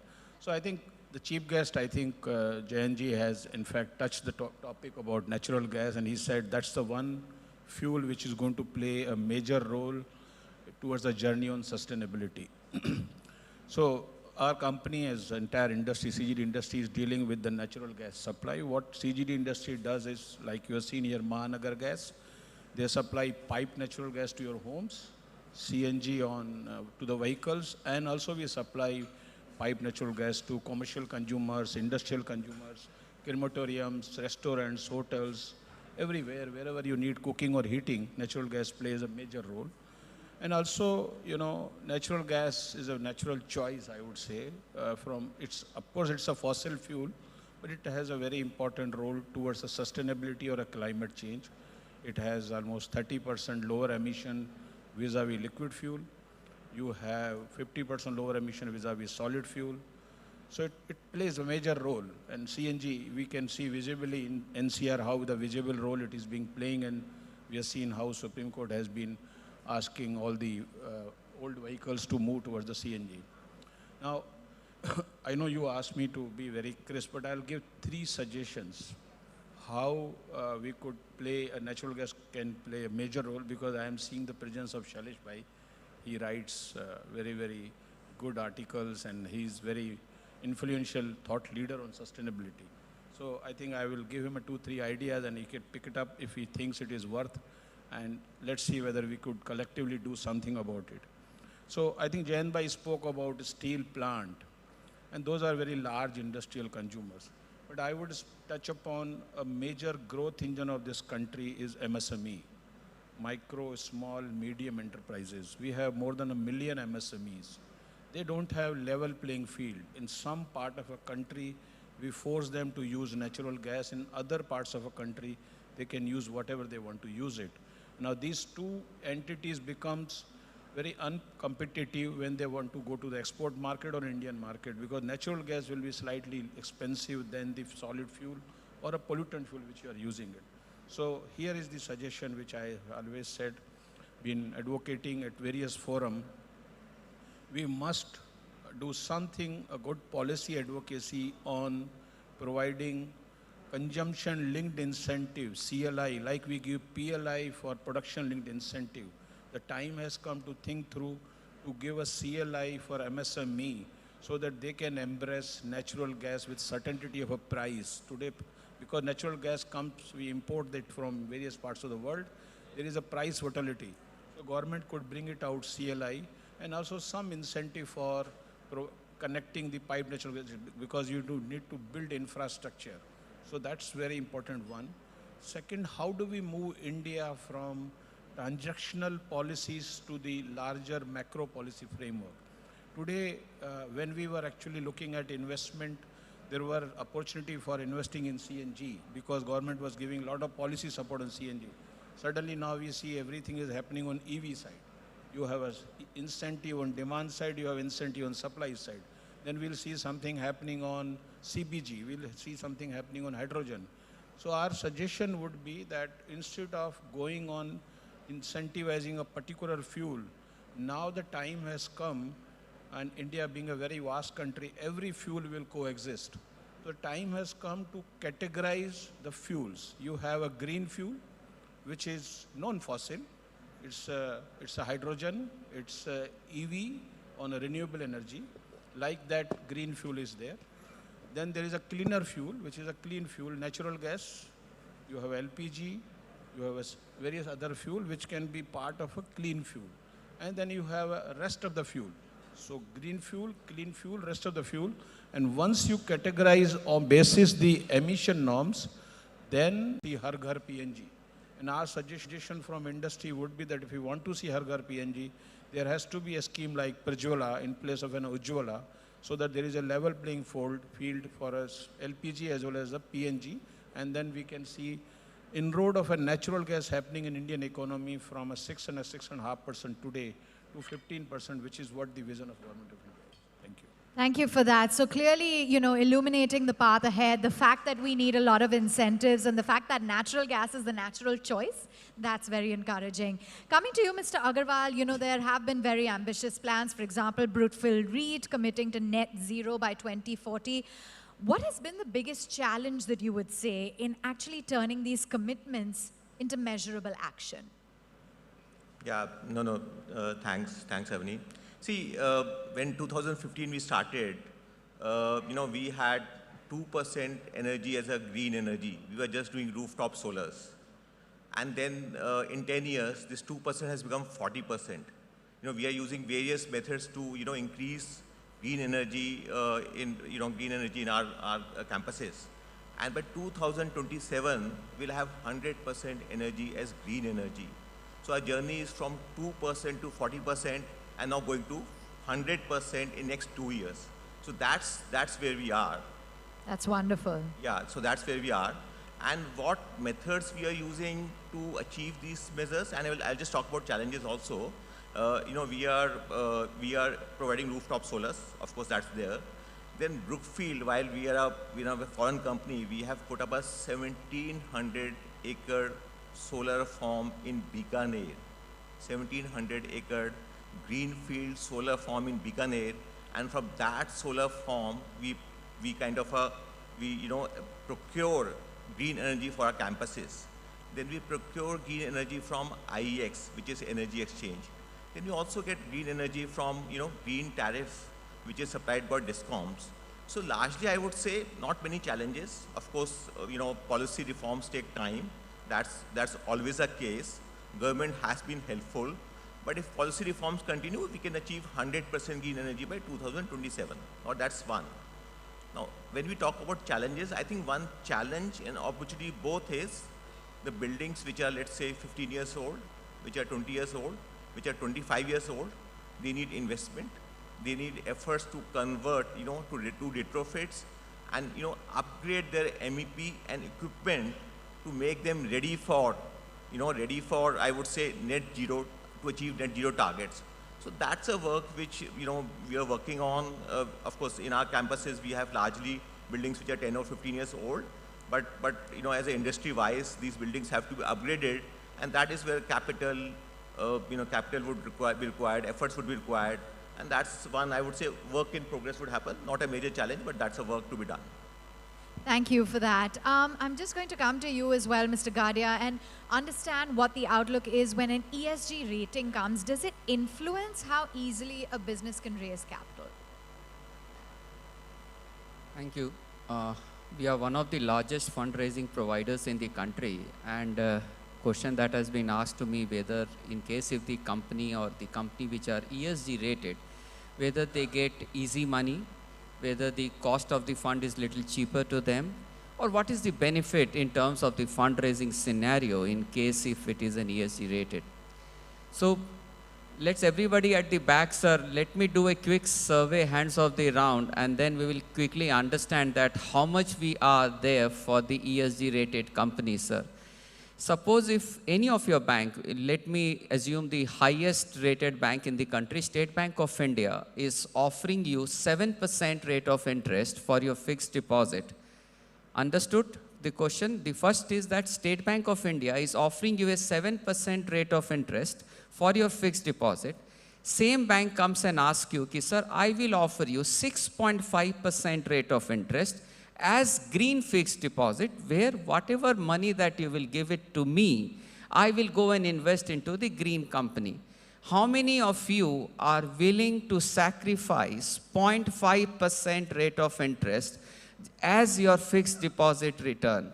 How many of you are ready to sacrifice? 2% they are ready to sacrifice, 3%, 4%. Very good, sir.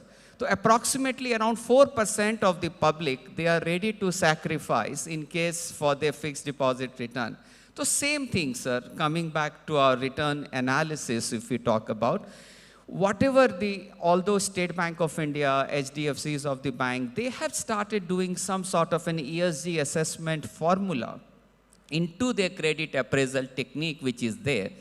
But in case, if you ask me whether it has been translated into the cost of fund transmission or not, it is all the banks, including, I can tell you that out of 12 nationalized banks, 10 nationalized banks, they have formulated a board level policy that in case if you are an ESG rated company, based on the numbers that you have received, you can get up to 10 basis point to 25 basis point rate of interest reduction.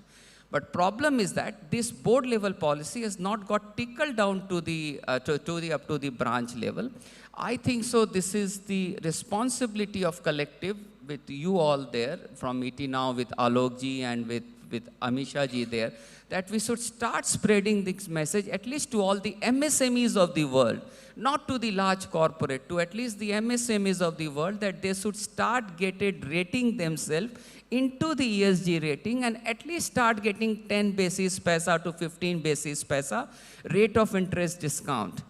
One thing, again, just one data point more to highlight with you all, and it will be very, very interesting for you to understand.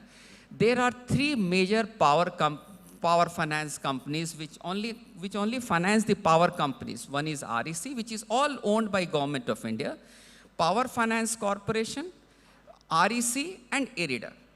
Power Finance Corporation and REC, they both have got loan book of more than 5 lakh crore. They are in existence for more than 25 years. Their P ratio is only 1.2. IRIDA, which has recently got listed also, their loan book is only around 80,000 crore. Out of 5 lakh crore REC PFC, their P is 3.29. It means it is 3 times more valuable a company for the same amount of profit. Profit is only coming is the interest income. Same interest income, वही power वाली company को REC PFC दे रही है, उसकी जो P ratio, it is only 1. Whereas from the IRIDA, वही पैसा वो सिर्फ green companies को दे रही है. Whereas IRIDA has got the loan book of 80,000 crore. REC and PFC, they have got a loan book of 1,90,000 crore only for the green companies combined itself. But then also उसमें थोड़ा सा खाली उसने thermal mix कर दिया, थोड़ा सा thermal mix कर दिया. And look at the P ratio, what it has come down to. So what is my understanding is that in case if you are an ESG rating company, if you talk green, यदि हम लोग fund raising के लिए जाते हैं, हम लोग सबसे पहला स्लाइड ESG के बारे में क्या रेटिंग है और क्या सस्टेनेबिलिटी है, पहला slide start with that. So this is more of that we try to attract the market, we try to attract the investors. This is there. Only difference that it is in case if you are an ESG rated company, you are talking in terms of all the good words that you are using in your PPT, you will attract more number of investors. Right. Whether you will get the money cheaper or not, that may be 10 basis paisa or 15 basis paisa cheaper, but there will be more people who will be coming and trying to fund you more. So there will be more people down the road waiting for you at the gate to fund you. Then in case if you are not talking ESG. So that's the only difference which I talk about. Absolutely. Thanks for breaking down the numbers and presenting the stark reality. And if I could scratch that point further, Ms. Purvishet, because he was talking about, spreading the word to MSMEs, and you sit in multiple boardrooms. From that vantage point, where do you see the next big capex coming in for decarbonization, and when can we really expect measurable steps? Thank you, Avan, for asking that question. I think, I sit on multiple boards, some really small and then some very large challenger kind of boards, second largest cement company in the country and so on. And it is hard, and I sometimes say this, that decarbonization and ESG is a little bit like the Maslow's hierarchy. Somewhere you have to be a little more self-actualized to be able to think as a business in that direction. Having said that, I think most companies today are going in that direction, and CapEx is being talked about. From a board lens, I think we look at it from 3 perspectives. One is, of course, the unit economics. The second is the strategy lens, and the third is second is the systemic lens, and the third is the strategy lens. But when we look at the cross-section of companies, and since you mentioned MSMEs, the first low-hanging fruit from a board perspective is really to look at areas around decarbonization that would be more around no-regret moves. So things that can be achieved within the next 12 to 18 months. That's the first CapEx move. The second would be electrification, in my view. Hydrogen, for example, and CCUs, all in the pilot stage as of now, looking at whether there will be a change in cost and maturity or incentives maturity. But that's the cadence that one looks at. It's a little more of a staircase, especially when you start with the MSMEs. So baby steps, but there are steps being taken. Mr. Dholakia, coming to you, Goldie Solar has expanded the module capacity in just a year to 14.7 gigawatts. How are you making sure that the growth doesn't scale output, but also reduces the embedded carbon? And you can answer in Hindi if you like. Thank you very much. Goldie Solar अभी 14.7 gigawatt पर है. वो India का number 1 solar module manufacturer and we have the number 1 quality and हम लोगों ने ये जो टेक्नोलॉजी में जो इन्वेस्ट किया है right now India's first AI technology के साथ में वी आर मॉड्यूल मैन्युफैक्चरिंग हो रहा है जो वर्ल्ड बेस्ट टेक्नोलॉजी है, बैंकेबल भी है और हम लोगों ने जो टेक्नोलॉजी में जो इन्वेस्ट किया उससे हमारा जो कॉस्ट आज वर्ल्ड में जो भी रिन्यूएबल सेक्टर में है तो एक ये भी है कि भाई क्या आपका कॉस्ट है तो उसमें हम लोगों ने इतना सारा काम किया. दूसरा कि कॉस्ट डाउन करने के लिए आज इतना बड़ा हरीफाई मार्केट में है.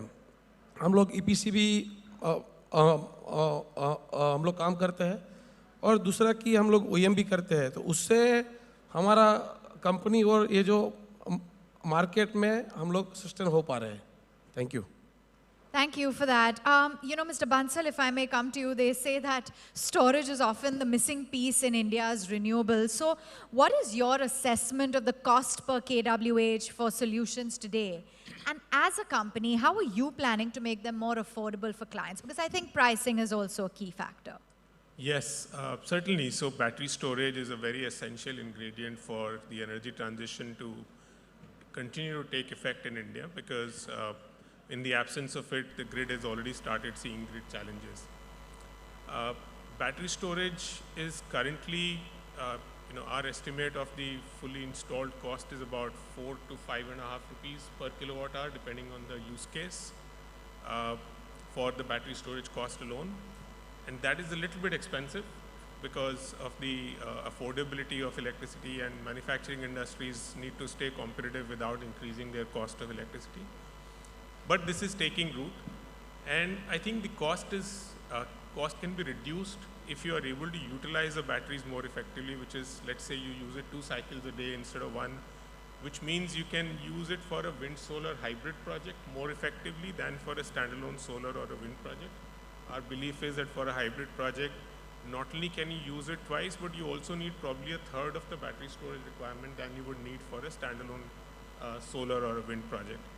So we are, as a company, we built only hybrid projects. So we are therefore in a position to use battery storage more effectively, and we are doing our first battery storage installation project as we speak, and over the next couple of years, as we learn and as the industry matures, we would install about 2.5 gigawatt hours of battery storage at our existing wind solar hybrid sites, which means we'll extract more out of existing sites on existing infrastructure and provide more valuable service to our customers as well as better transition. Because what battery storage enables you to do is to reduce fossil fuel consumption in morning and evening and night, which is otherwise very difficult to replace by solar alone. And therefore, it is able to reduce greenhouse gas emissions, which are otherwise more difficult to do in the absence of battery storage. Yeah, you know, the fact that you spoke about using it more efficiently, that would also be a great point. Mr. Maglani, would you like to add anything on cost and tell us a little bit more about how you see alternate fuels like EVs, biogas, all of that? You know, how do you see it evolving in India, and how is Adani Total placing its bets in terms of these technologies? Thank you. I'm glad that you asked this question. You know, India is a truly energy inclusive nation. I think it is, the vastness is such and the kind of a population 1.4 billion we have. In our view, I think CNG, EV, CBG, auto LPG, hydrogen, all is petrol, diesel, of course, are going to be there. So all are going to be coexisting to serve the nation. Now, Adani Total Gas, of course, is primarily a CGD company, which means we do piped natural gas and CNG. But in addition to that, when EV was coming up and we saw EV, several fiscal policies are coming up, so there was one thought in our mind that this is going to be a challenge, and entire CGD industry was advocating about parallel incentives, etc. for CNG. But when the world saw the problem, I think our chairman saw an opportunity. So I think we decided that we will also enroll into the EV charging facilities, and now we have a separate company which works under ATGL only, is a subsidiary, and we are setting up large number of EV charging stations across the country. Similarly, we have CBG station, compressed biogas. We have a separate subsidiary, and we also have LNG station to supply LNG for long-haul trucks and buses. So in our view, government has a vision. You have 500 gigawatt renewable energy vision. We have 15 MTPA CBG vision. We have got, 6 to 15% natural gas vision. So this country can absorb and these fuels can coexist. Of course, more if it happens on a sustainable side, all of us will be more. Absolutely. Mr. Agarwal, I think that tenant behavior sometimes drives emissions more than design does. Can you share with us some examples, or maybe one example where you've nudged tenants and that has materially helped to reduce a building's carbon footprint, say? Yeah, no, thanks. So actually, ESG actually, if you have to implement, it's a collaborative effort actually. And I would say we have nudged tenants and tenants have nudged us actually. I must give a lot of credit to our tenants. And all stakeholders have to play part in that, whether it's tenants, whether it's developers, whether it's vendors. Last 5 years, we have brought down our energy intensity by almost about 10%. And we have plans to bring down this energy intensity by another about 13 to 15% in next 5 years. Today, all our campuses, not just buildings, but all our campuses are platinum rated, at least 90%. This means they are most efficient in terms of energy consumption per unit area. So that's the kind of results we are getting, almost 10% in last 5 years and target of 15%. And all buildings are platinum rated buildings. So that's what it is. Thanks for that. And, those are some examples that can actually be used. Mr. Gadia, when banks are evaluating loan applications, realistically, does an ESG rating actually alter the assessment in any way? Definitely, I would definitely like to make an impact here that whenever any of the lender, whether it is an equity investor, whenever there is a lender, in case if there is an ESG impact, which whatever the company is doing, definitely it is taken into a very, very positive aspect, and there are good brownie points that are definitely taken into account. I would take an example. Last year we were working with a mining company. As you can understand that Coal India has given approximately around 20 या 22 mines दिए थे, and whichever banks that we used to go, everybody used to tell कि no, it doesn't come under the criteria.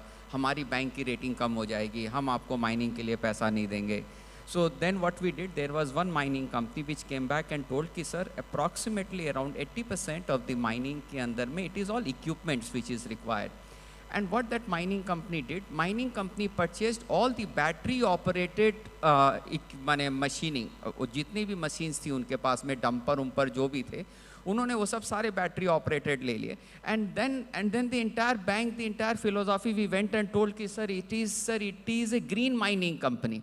हमने खाली बोला कि sir, mining company के अंदर में, what we did was a green mining company. We changed that into कि all the equipments, whatever the dumpers and all which were required, it was all battery operated company. We just changed it into a green mining company. Same thing, we were working for a steel company. And whatever the power requirement that were coming, as Alok ji told, कि sir, we had some power plant earlier, हम कहीं से तो बिजली लेते. We started taking whatever the electricity that was required, we started taking it from a solar company. And then we started telling, sir, it is a green steel company. So whatever the power requirement, whatever is that utility requirement, I am saying, although it is a baby step, although we may not be using it into the right direction, But I tell you that the entire thought process, whichever the lender that is looking into the project, the entire thought process gets changed. The entire appraisal process gets changed in case if you have started doing something differently, something, whether it is a green building, in case if it is an ICGC building, I think so if it is an ICGC building, IFC, there are so many international funds that also starts coming and giving it for funding into that way.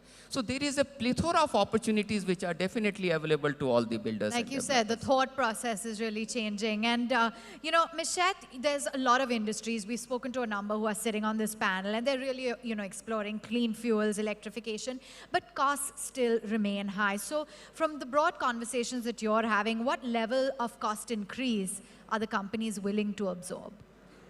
I think the general, from a board perspective, the general tonality is to say, let's change quickly and fast where the economics works. Let's be cautious where technologies are still catching up. So there is no one formula. I think the tolerance level is rising. So for example, clean feedstock, boards and companies are willing to take a 1 to 2% headwinds just for a little bit of EBITDA around that, because there is something to be seen in terms of advantages. But electrification, like I was mentioning earlier, is the first port of call.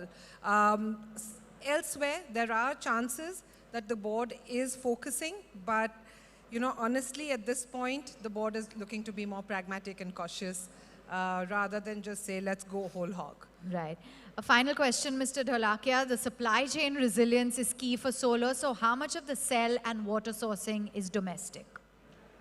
अभी तो 60% जो raw material है वो import हो रहा है और 40% यहाँ पर मेड इन इंडिया अभी प्रोडक्शन शुरू हो गया है।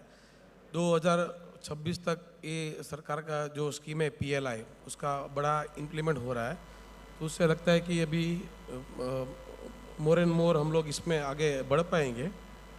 दूसरा कि ये सब टेक्नोलॉजी के लिए आज भारत में नया है, तो हमें विश्व के अदर कंट्री के साथ में जॉइंट वेंचर करना पड़ेगा, टेक्नोलॉजी बाहर से लाना पड़ेगा, नहीं तो हम इसमें आगे नहीं बढ़ पाएंगे। तो इसके लिए अभी साहब ने बोला कि भाई विकसित भारत के लिए विकसित भारत के साथ में हमें ग्रीन भारत करना है, मगर मैं ऐड करूंगा उसके साथ में हमें क्लीन भारत भी हमें करना पड़ेगा। Thank you. Okay, I know you're here because it's time to wrap up. One rapid fire, okay? So only 1 or 2 word answers from you. I will go with you first. Mr. Maglani, if India could make one big bet for a greener future, would it be renewable energy, EVs, or circular economy? Which one? I think all. Okay. Okay, great answer. Mr. Agarwal, what's the single biggest myth about sustainability that you want to bust? Sustainability is difficult to implement. It's very easy actually. Okay.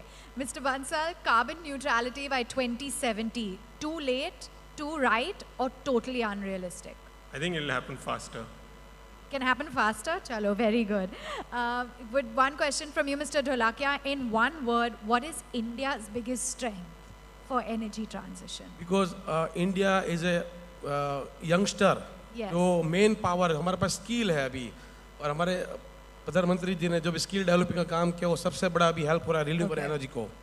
All right, Ms. Shet, if every Indian company had to report one sustainability metric publicly, which is the most important?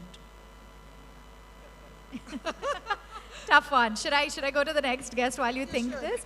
Okay, final one, Mr. Gadia. What is the one habit that you think people can do to really become more sustainable? At least they can do into their day-to-day life. They can start. Go for the bank account, which offers 6.5. Whatever that they can think about.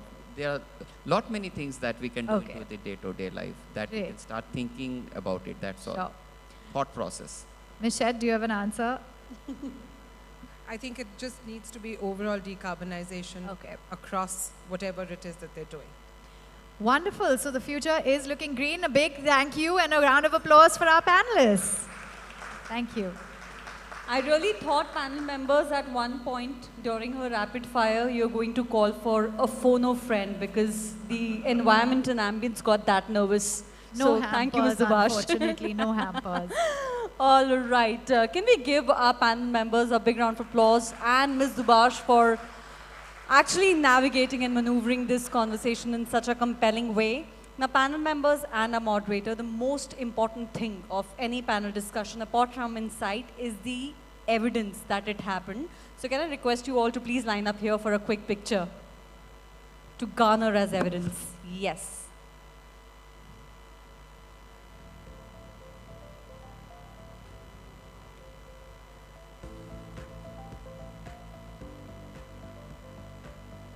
Thank you so much, panel members. Ladies and gentlemen, it's now time to talk about the moment that brings anticipation, admiration, and the applause to a crescendo. The spotlight now actually shifts from ideas to impact, from conversations to actually acknowledging those who have converted them into action. It's time for actually getting started and commencing our awards ceremony. For these awards are not just pieces of recognitions, they are actually reverberations of leadership that dares, disrupts, and delivers. Tonight, ladies and gentlemen, we honor individuals and institutions who have turned sustainability into strategy and purpose into compelling performance. Ladies and gentlemen, we now arrive at one of the most awaited moments of the evening called the Sustainability Convergence Award, जिनमें हम उन महारथियों और दूरदर्शी लोगों को नवाजेंगे, उनकी उपलब्धियों को हम यहाँ पे recognition देंगे जिन्होंने sustainability के क्षेत्र में बेहतर और गहरा काम किया हो. So actually, to do the honors, let me call on stage our chief guests and also our guest of honors, beginning with who will be actually acting as our presenters as they would be distributing the awards, beginning with Mr. Jayant Sinha. Mr. Sinha, if I can have you on stage, please. And joining Mr. Sinha on stage will be Mr. Nadir Godrej.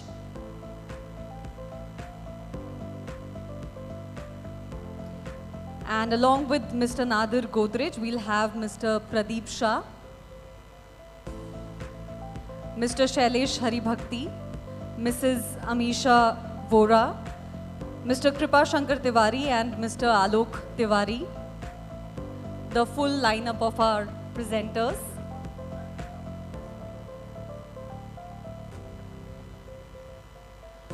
All right. Ladies and gentlemen, can we have the podium mic increased? Yes. Before we actually get started with the string of recognition, I want to make sure that we are all alive, alert, and really, really awake. So what I want you to do at this point is quickly rub your palms like this, hands up, like this, yes. I see few people are completely ignoring me. For those people, you rub palms like this, yeah, just letting you know. All right, now, as you feel the heat on your palms, I want you to touch your forehead. Quickly, you got to do this very quickly, yeah? बहुत slow चल रहे हैं सब लोग. ऐसा लग रहा है मैं buffer कर रही हूँ Netflix पे. Okay. Again, rub your palms quickly, and this time you got to touch your eyes. Okay? Rub your palms very quickly, and this time you got to touch your lips. For all those people who think this is lips, wake up! Good evening once again. All right, ladies and gentlemen, it's now time to acknowledge our first awardee. He's a leader who has woven sustainability into very fabric of business excellence, a pioneer, a philanthropist, and a poet. He has inspired generations. Can we have the AV, please?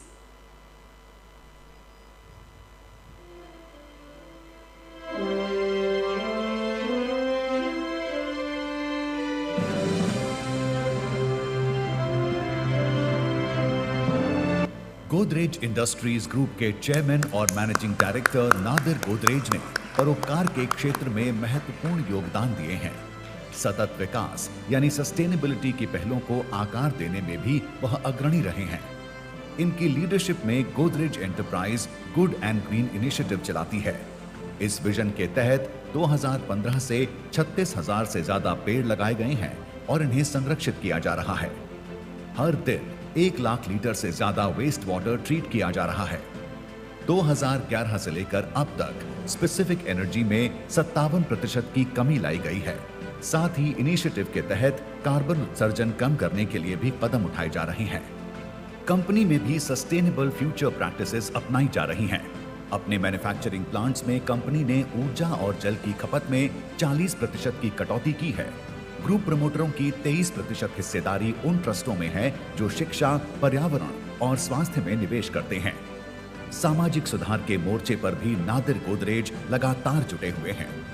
Godrej दिशा पहल के तहत employability gap को भरने का काम किया जा रहा है। 5 लाख से ज्यादा अंडर प्रिविलेज्ड युवाओं को अब तक प्रशिक्षित किया गया है और अगले 5 सालों में अतिरिक्त 1.5 लाख लोगों को सशक्त बनाने की योजना है। समग्र दृष्टि से देखें तो नादिर गोदरेज पर्यावरण संरक्षण के मोर्चे पर एक चैंपियन है। वह न सिर्फ गोदरेज ग्रुप में सतत भविष्य की ओर ले जाने वाली प्रैक्टिसेस अपना रही हैं, बल्कि दूसरों को भी प्रेरित कर रहे हैं। वह उद्योग में भी पर्यावरण हितैषी प्रैक्टिस अपनाते हैं और इंडस्ट्री के दूसरे लीडर्स को भी प्रेरित करते हैं। आज इन्हें सम्मानित कर हम सब बेहद गौरवान्वित महसूस कर रही हैं।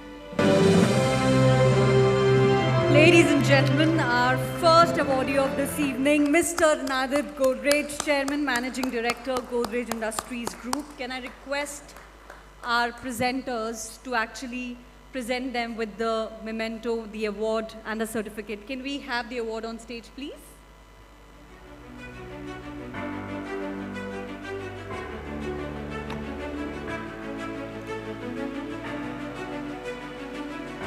Thank you, Mr. Godrej, for your remarkable leadership. Thank you.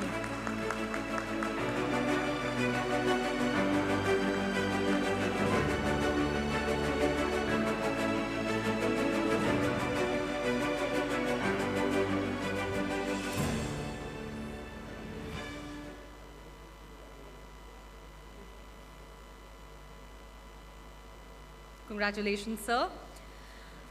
Ladies and gentlemen, it's time to unravel and demystify our next awardee, who is a visionary entrepreneur who has built one of India's most trusted financial institutions on the foundation of integrity and foresight. Can we have the AV, please?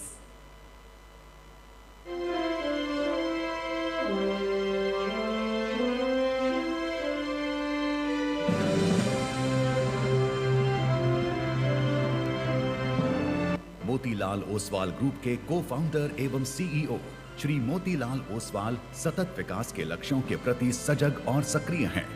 वह परोपकार के मोर्चे पर शिक्षा का सहारा लेकर बदलाव लाने में भी जुटे हुए हैं।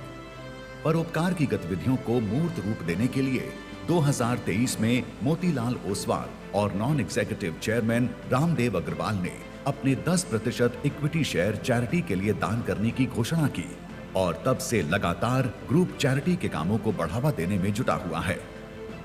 मोतीलाल की परोपकार गतिविधियां मोतीलाल ओसवाल फाउंडेशन के माध्यम से आकार लेती हैं। अगस्त में ही मोतीलाल ओसवाल फाउंडेशन ने IIM रायपुर और NIT रायपुर को 172 करोड़ रुपए की डोनेशन देने की घोषणा की है। इस अनुदान की मदद से यहां Agarwal Oswal student residence hostel का निर्माण किया जाएगा। ये 202 कमरों वाला हॉस्टल होगा। इसके साथ ही ताऊ राम गोपाल अग्रवाल नॉलेज सेंटर भी स्थापित किया जाएगा। संस्थान की क्षमता को बढ़ाने के लिए भी इस अनुदान का निवेश किया जाएगा। इसी तरह फाउंडेशन ने मई 2025 में इंडियन स्कूल ऑफ बिजनेस को भी इसका अब तक का सबसे बड़ा डोनेशन दिया। फाउंडेशन ने ISB को 100 करोड़ रुपए का अनुदान दिया है। इस अनुदान की मदद से ISB के हैदराबाद कैंपस में मोतीलाल ओसवाल एग्जीक्यूटिव सेंटर खोला जाएगा। इससे पहले 2024 में फाउंडेशन ने IIT बॉम्बे को 130 करोड़ रुपए का डोनेशन दिया था। इस अनुदान की मदद से यहां पर विश्व स्तरीय एकेडमिक इंफ्रास्ट्रक्चर तैयार किया जाना है। शिक्षा के क्षेत्र में मोतीलाल का योगदान सिर्फ बड़े-बड़े संस्थानों तक सीमित नहीं है। जुलाई में ही मुंबई में अग्रवाल ओसवाल छात्रावास के लिए 100 करोड़ का योगदान भी फाउंडेशन ने दिया। इसके साथ ही उनका फोकस ग्रामीण विकास के कार्यों पर भी है। जुलाई 2025 में ही इन्होंने राजस्थान के बलोत्रा के लिए 100 करोड़ रुपए का अनुदान देने की घोषणा की है। इस अनुदान की मदद से 1 लाख से ज्यादा बच्चों का जीवन बदलेगा। साथ ही 25,000 से ज्यादा किसान और युवाओं के जीवन में भी बदलाव लाया जाएगा। आज इन्हें सम्मानित कर हम सब बेहद गौरवान्वित महसूस कर रहे हैं। All right, ladies and gentlemen, let's give it up for the man, the myth, the legend, Mr. Motilal Oswal, CEO and co-founder at Motilal Oswal Group. Please go forward.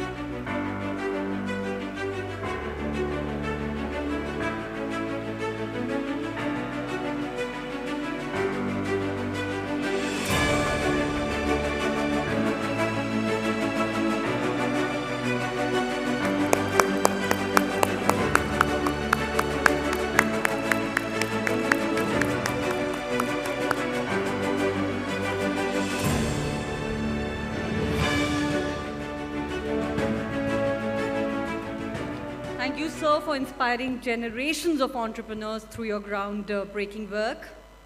Ladies and gentlemen, our next awardee is a change maker who has combined compassion with action.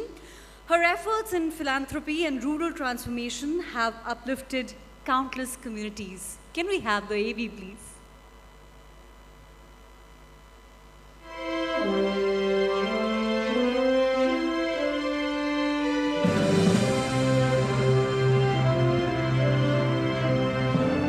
RPG foundation की director और पहले अक्षर foundation की संस्थापक राधा गोइंका शिक्षा, स्वास्थ्य, महिला सशक्तिकरण, सांस्कृतिक संरक्षण और पर्यावरण के क्षेत्र में असाधारण योगदान दे रही हैं।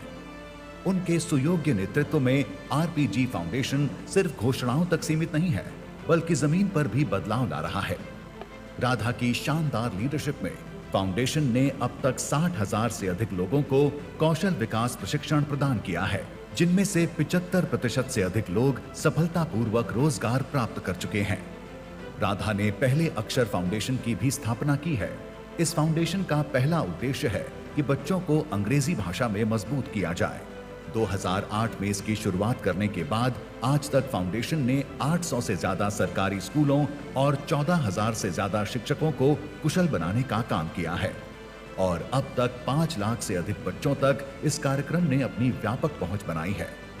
राधा एक परोपकारी होने के साथ ही एक आदर्श मां और लेखिका भी हैं। उन्होंने हमेशा माना है कि किसी भी बड़े बदलाव के लिए शिक्षा से बेहतर कोई रास्ता नहीं हो सकता। अमेरिका की प्रतिष्ठित यूनिवर्सिटी ऑफ पेंसिल्वेनिया से बिजनेस कम्युनिकेशन में डिग्री प्राप्त करने के बाद राधा ने सामाजिक क्षेत्र में अपने अनुभव का उत्कृष्ट उपयोग किया। उन्होंने इसके माध्यम से कई प्रभावशाली कार्यक्रमों को न सिर्फ आकार दिया, बल्कि उन्हें विस्तार भी दिया। राधा का सफर बताता है कि जब शिक्षा उद्देश्यपूर्ण और संवेदनशील नेतृत्व के साथ जुड़ती है, तो वह केवल पुस्तकों तक सीमित नहीं रहती, बल्कि आने वाली पीढ़ियों का भविष्य गढ़ने लगती है। आज राधा गोइंका को उनके बेहतरीन सामाजिक योगदानों के लिए सम्मानित कर हम सबको बेहद प्रसन्नता हो रही है। Ladies and gentlemen, can we make some noise for Miss Radha Goenka, Director at the RPG Foundation?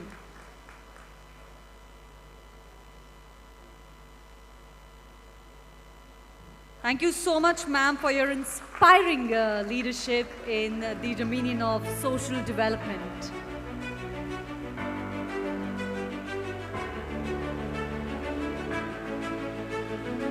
Congratulations.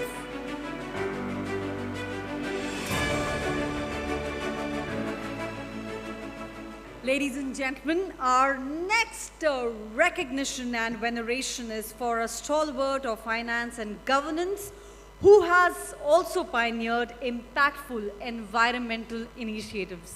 Can we have the AV, please?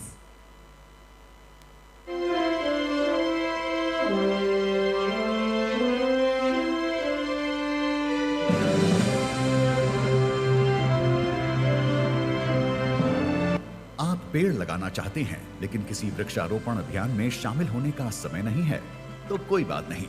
आप महज 85 रुपए खर्च कर घर बैठे ही वृक्षारोपण कर सकते हैं। आप बिना घर से निकले ही धरती को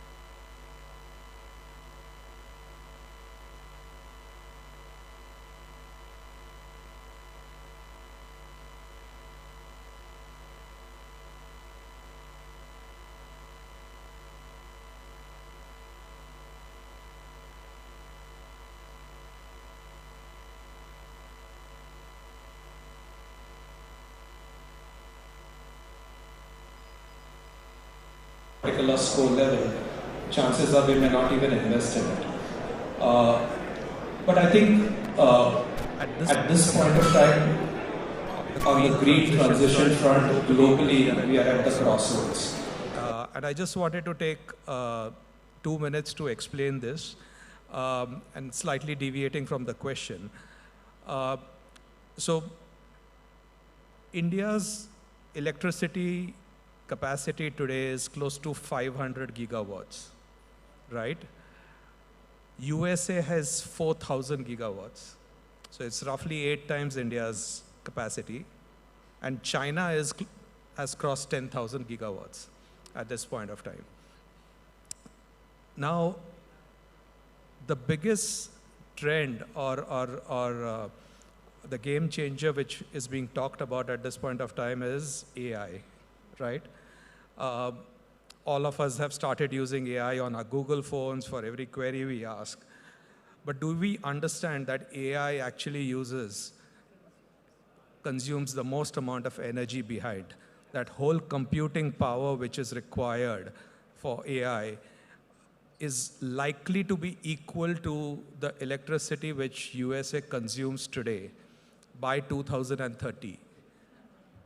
How will they basically get that kind of energy resources going or doubling their capacity in the next 5 years, where their electricity consumption stroke capacity has remained the same for the last 20 years, actually? So it's a real conundrum the globe is facing at this point of time, that basically should we, take those leaps and bounds on the AI side without having the backup infrastructure behind on the energy side ready for that, and what will be the implications of that? I think in India also we have very similar implications. It's the cost. So while we have 500 gigawatts of energy, and of which 50% is renewable right now, and 50% will be fossil-based fuel, but for the 50%, which is 250 gigawatts, the utilization is just 30 to 40%. Whereas for the fossil-based electricity, the utilization is roughly 80%. And what is the reasoning behind that? We don't have the storage and the battery capacity. And if we need to build that, it will require a lot of resources, it will require a lot of commitment. I think coming back to your question from an investing standpoint, it is a really challenging period where we have to balance progress with the whole objective of green transition, and we have to balance profitability versus a long-term sustainability. Thank you so much. You really touched upon a very important aspect, that AI will, behind it, has given birth to many industries.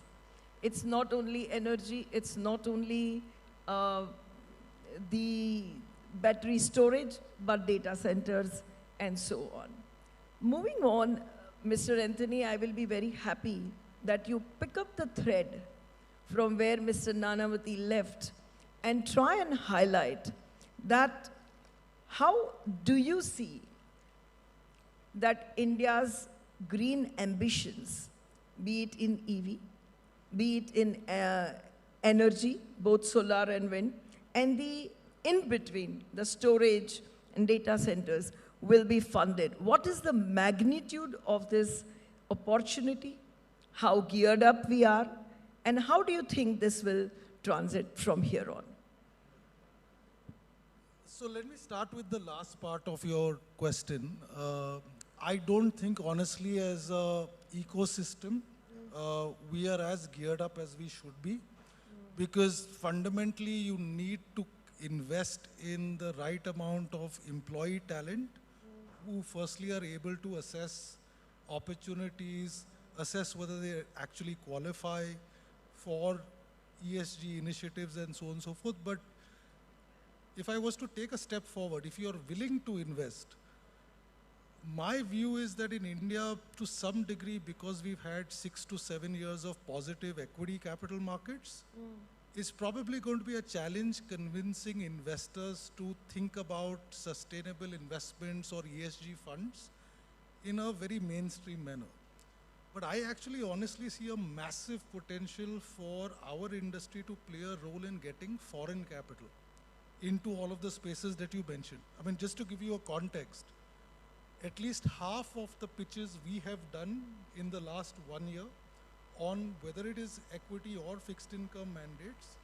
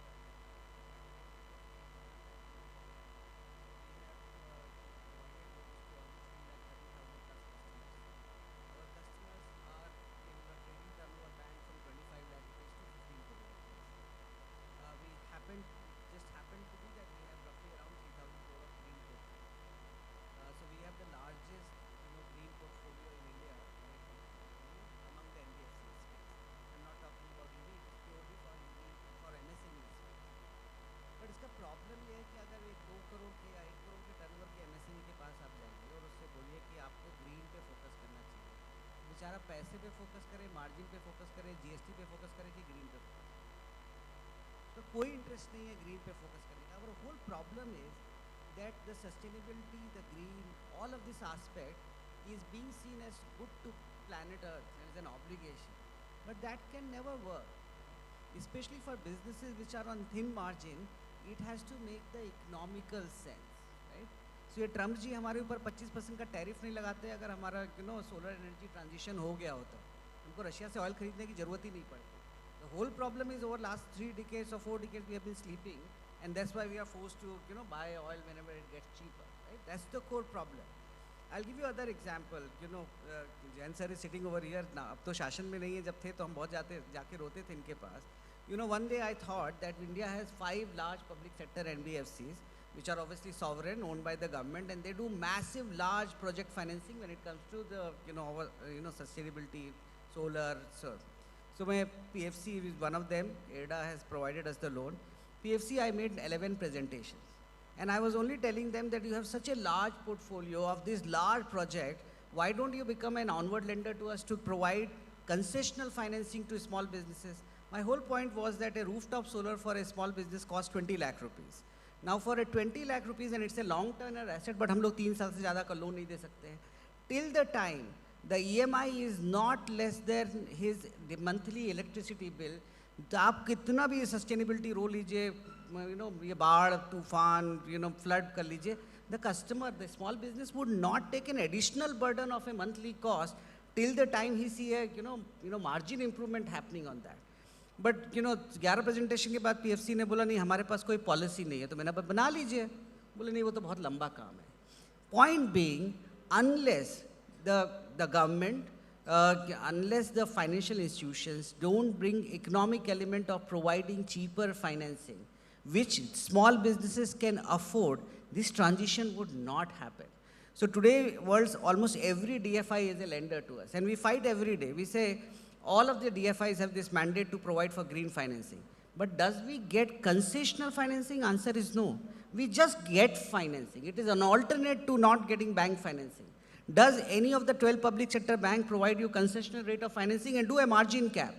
Provide us X amount. But why even a public sector bank being a commercial organization would not provide a, but we don't have any interest subvention scheme from the government. We don't have, rooftop solar for MSME as priority sector. We don't have credit guarantee for MSME. So हम मुद्रा करते हैं क्योंकि मुद्रा में से जो beneficiary है वो वोट बैंक है, इसलिए हम मुद्रा करते हैं. But हमको समझ नहीं आता कि ये rooftop करने से भी, you can do all of that. So unless the policy maker design the financial ecosystem to do this convergence wherein the financing become economical, affordable, at least for MSME, it is very hard journey. Right? We are doing our bit, but we are not doing it because, we are doing because it allows us to build a portfolio and get financing for that. But it is not, we are not doing it because it is good, good to the customer, but the adaptability in our customer segment is very low because it is very expensive. Thank you. So, lot to be done more for MSME, SME for adopting ESG. I'm very happy to have you, Kamlaji, and representing the exchanges. What are the trends that you are seeing in terms of capital raise for whether EV or green energy companies? And are there any exchange policies, guidelines that can help that capital raise more? At the outset, thank you very much for having me on this panel. So you asked an interesting question, are we seeing any patterns? Just before that, I want to respond to what Sachindranath ji said. True, he's looking for a concessional financing. But if we are able to provide good and safe space for innovation and, impactful innovation, and with a good governance structure, there is a finance available in our marketplace without having to seek any concession. So if you can nurture and push good governance skills at the initial stage, where people can think at large scale impact, finance is available. Why I would say that? In the current financial year, till date, from the market, 2,25,000 crores have been raised, of which 1,48,000 crores is through the debt instrument, 55 odd is through the equity instrument. And shining star, not in number terms, but in terms of the shoots that we are seeing is, SME sector also has been able to generate and raise finance from the market. Mind you, this is risk-free capital. In the initial stage, there is no commitment that somebody is seeking on what kind of interest you are looking at. The need at this point in time is, when we are looking at sustainability, how do we train mindsets of investors to look at mid to long term, not be too short-sighted when you are looking at deploying the funds, How do we nurture the skill set required for, generating more successful corporates, more successful initiatives? Today we see startups. If 100 come up, 10 will be very successful. We will not hear the stories of 90. But as experts from the industry, how do we create that ecosystem where our success rate goes to 60%, 70%, 80%? Money is not scarce. There are enough number of people waiting on the borderline with flush funds to invest. But it is about the quality of the issues and the capability of the people to position and also make sure that execution excellence happens. So there is no dearth of money. And lastly, the trends that we are seeing. In the SME itself, we have seen certain very, very interesting projects, especially on the solar energy side, green energy side, the infrastructure side. So we are seeing shoots in reality is what I would like to say. Thank you so much. Bala, coming back to you, just about a month back, Mr. Gadkari ji was there in one of the events, and you know how eloquent he is in terms of his vision, execution, and communication. And he was mentioning that years back, he said that Bombay-Pune flights will no more be required. The road infrastructure and the bus infrastructure will be that good. Now he says that Delhi-Jaipur flight will no longer exist because he's coming up with EV buses, which will not only be so competitive and comfortable and fast. So somewhere the product development has substantially gone up.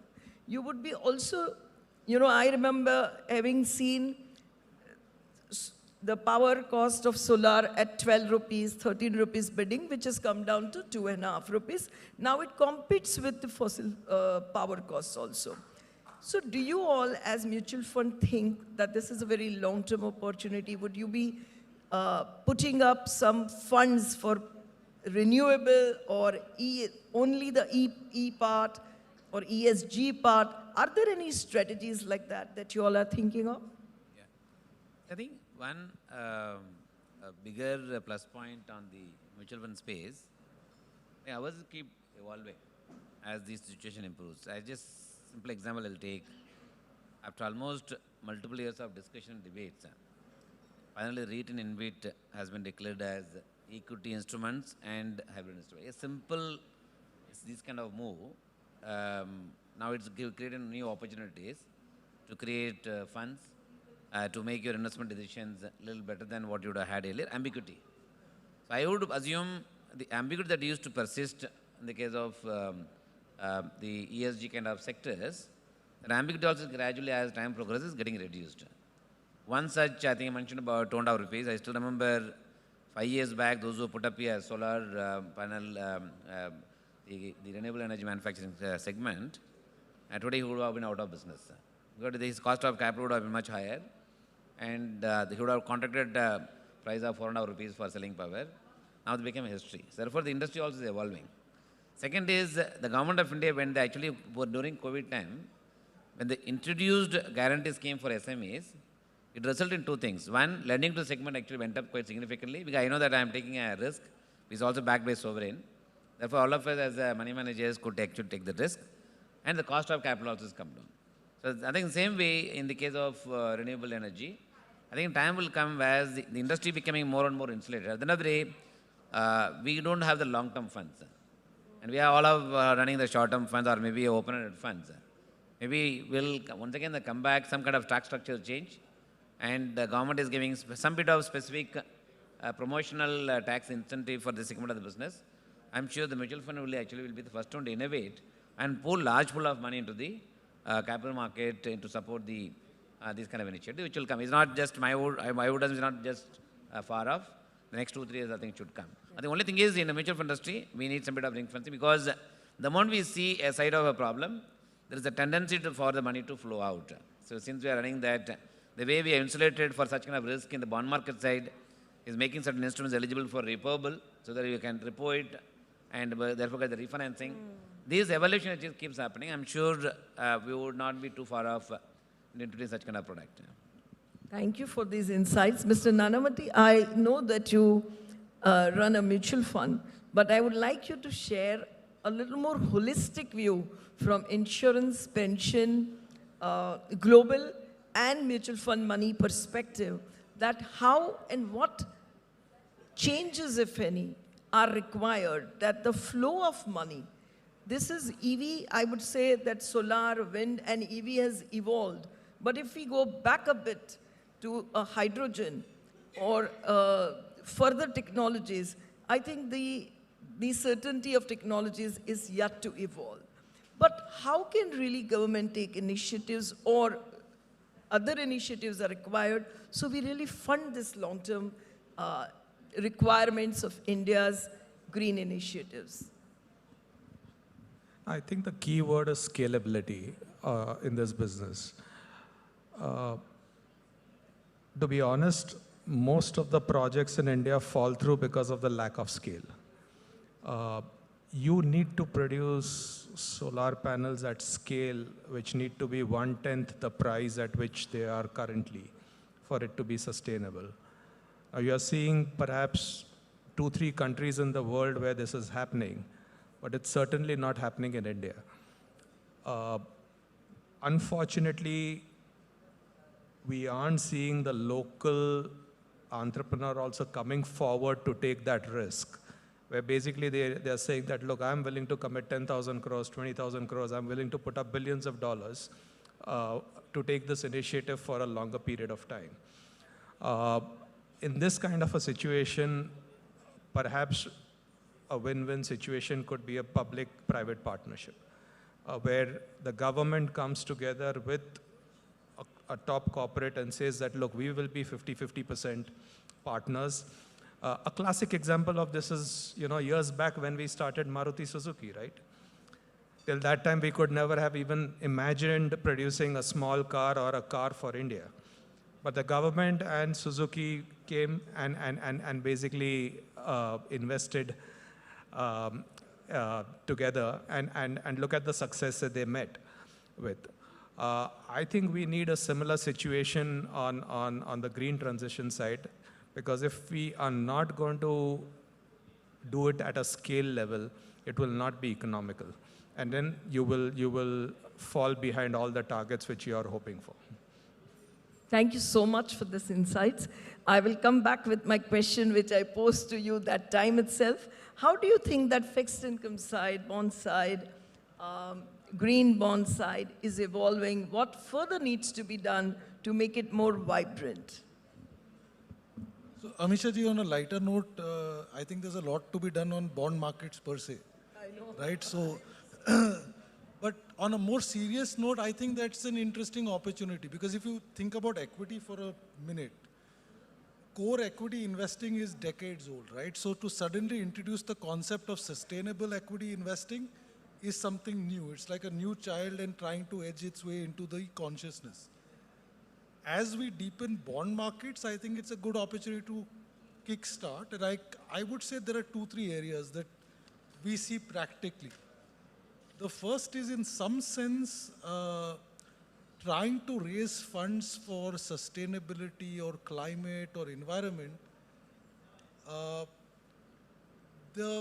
And people, Sachindra ji, referred to the need for a lower cost of capital if you're doing the right thing.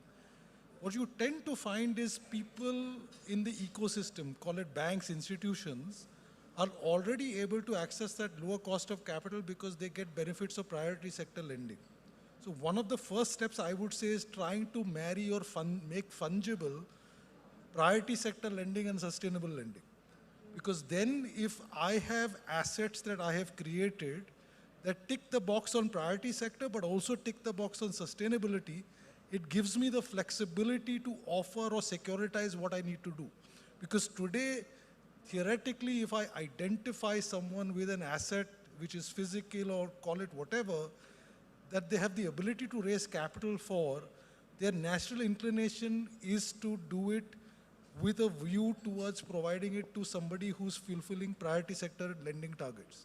So the moment you make that fungible, I think you open a very large pool of capital. The second, I think the difference between, and I go back to the fact that I think it will be foreign capital that will lead this, not domestic capital, is foreign capital, the way we see it, comes with very long tenures. And I think that's a role that can be used to deepen this space, right? Because today, frankly, outside of the central bank bonds, if you want to actually buy fixed income beyond tenures of 10, 15, 20 years, you don't have that, and that's probably because most of private sector bond financing, your typical alcos would suggest that you're not willing to take commitments beyond 3 and 5 years. But sustainability is a very long-term agenda, right? So I think the two, which is, one, can you potentially make fungible the idea of priority? I mean, the point in a very, this is not flippant. I mean, isn't sustainability a priority? Absolutely. Right? So that's one thing that I think the policymakers can do. And secondly, then create an ecosystem that says that if you genuinely want to lend long-term in India, you have to lend sustainable. And I think the two can do a lot towards at least making sure that foreign capital will genuinely be very interested in the opportunity. On the spur of the moment, I think you came up with a very phenomenal suggestion, and this will be noted, and we will see that in whatever forums we can probably take this forward. This was very useful. Very quick and short replies on my question, Sachindraji, because these are kind enough people who are holding themselves back from the dinner. What, as an organization, and how, as an organization, are you adopting to ESG? Whether in terms of your own, yeah? So there are 2 points. One, on our cap table, we have Denmark government, which is, Denmark government is known for, renewable sustainability. So we are signatory, as an equity investor, they put a lot of obligation on us. So as an organization, we are geared and designed and implement all of the ESG, all of that. We have 11 DFIs which have financed us. So by obligation itself, as an organization, we are fairly governed. So, our benchmarks to that is highest in the lending industry.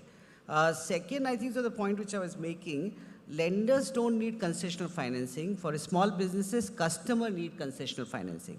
I will give you one simple example. If you do a 3 lakh crore of budgetary allocation from the government on interest subvention, credit guarantee and priority sector, that would lead to roughly around 30 lakh crore. It's normally 10 times of that, 30 lakh crore of credit delivery just for sustainable financing, and that would, unleash and allow that to happen. So unless we don't do that, then most of it becomes lip service. Coming back to you, do you all as an exchange think that any indices can be launched? Are we ready enough to do that?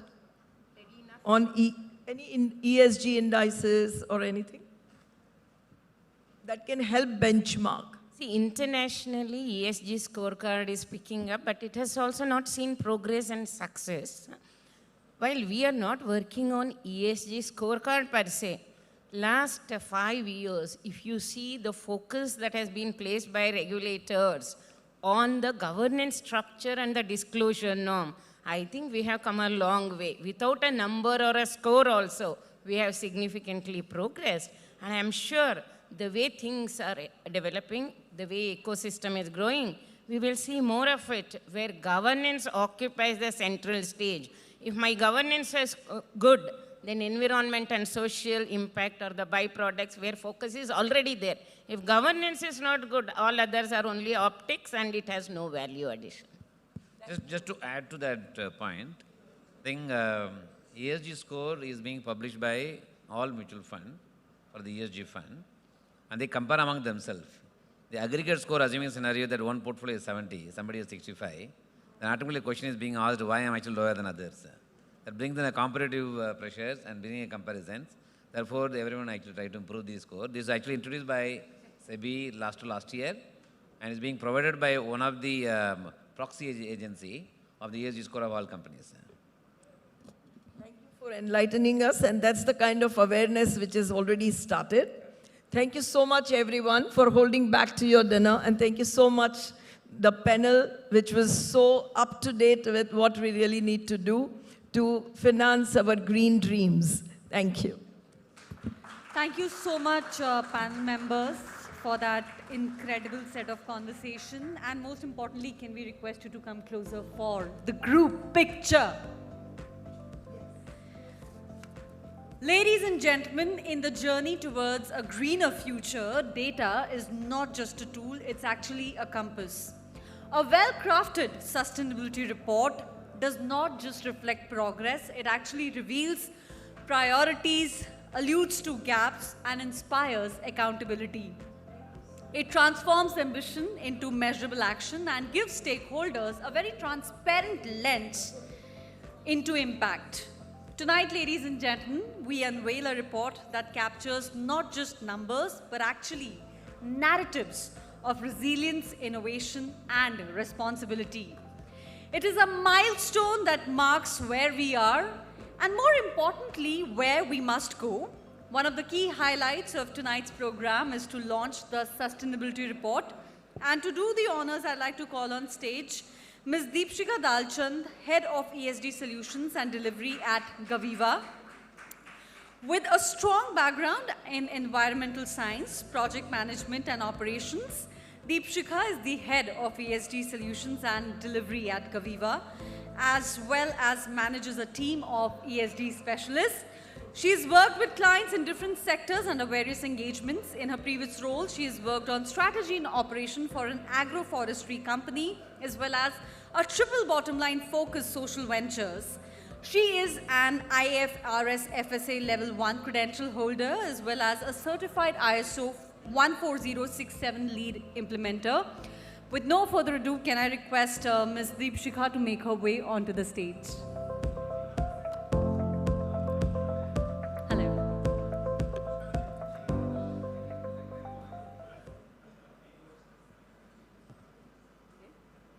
Thank you so much.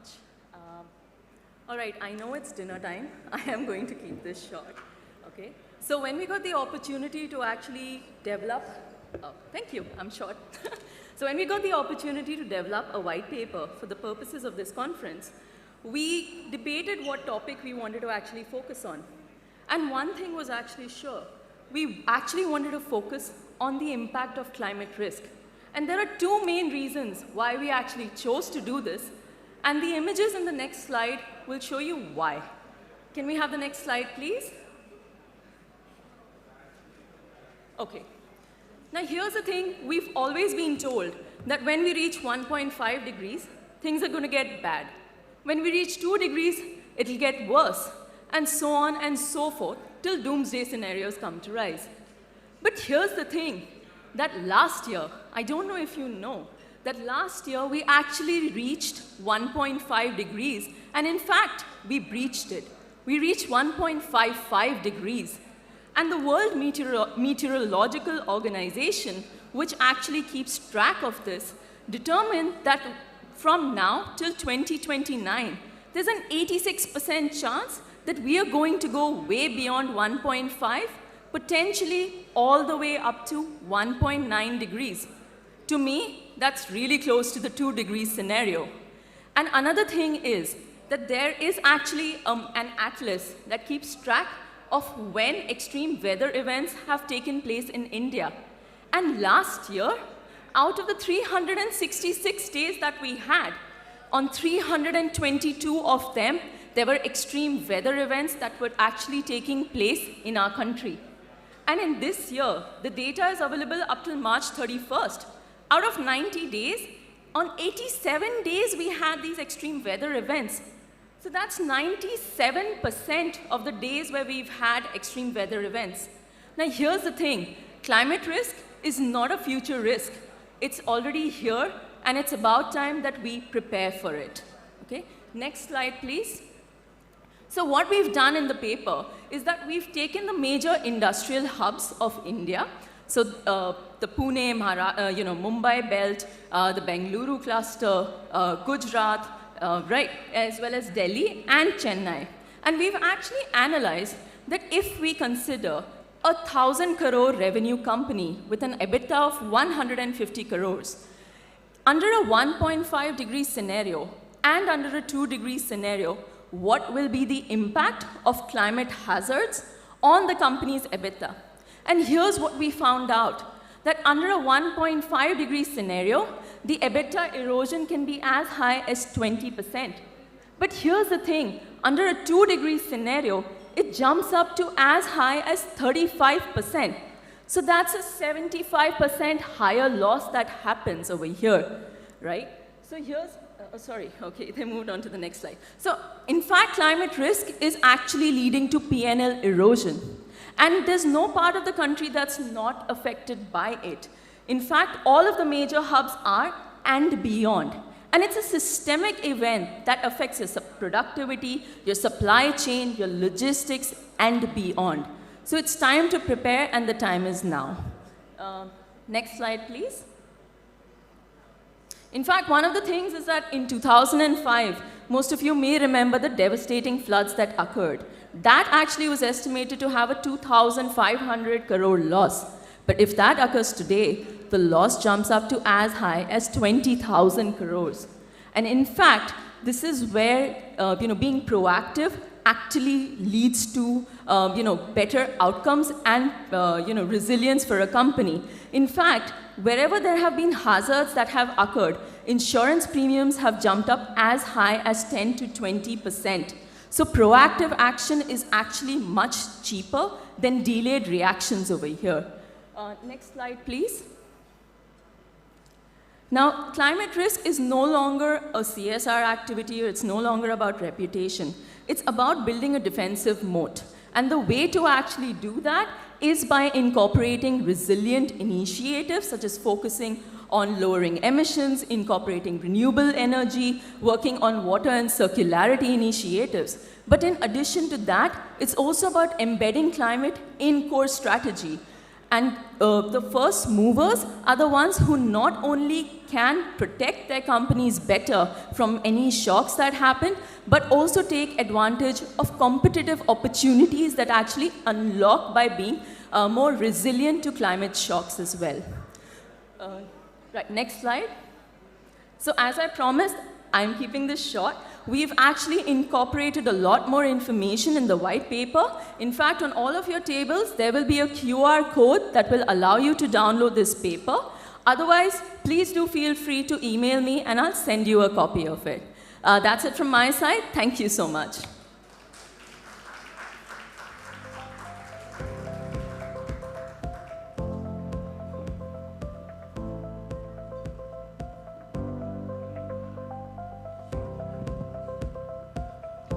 All right, thank you so much, Ms. Deepshikha. As we near the close of today's summit, we now have a joint special presentation by Mr. Ashim Mongia, co-founder and vice chairman at Bharat Clean Rivers Foundation, along with Mr. Suyash Agarwal, co-founder and director at Bharat Clean Rivers Foundation. So can I request both of them to please make their way onto the stage? The question is, do we have them? The nation wants to know, are they still in this very ballroom? All right, doesn't seem like. So I think it is only monumental if we can request Mr. Kripa Shankar Tiwari to come on stage and render the vote of thanks. Aa jaiye, Tiwari ji.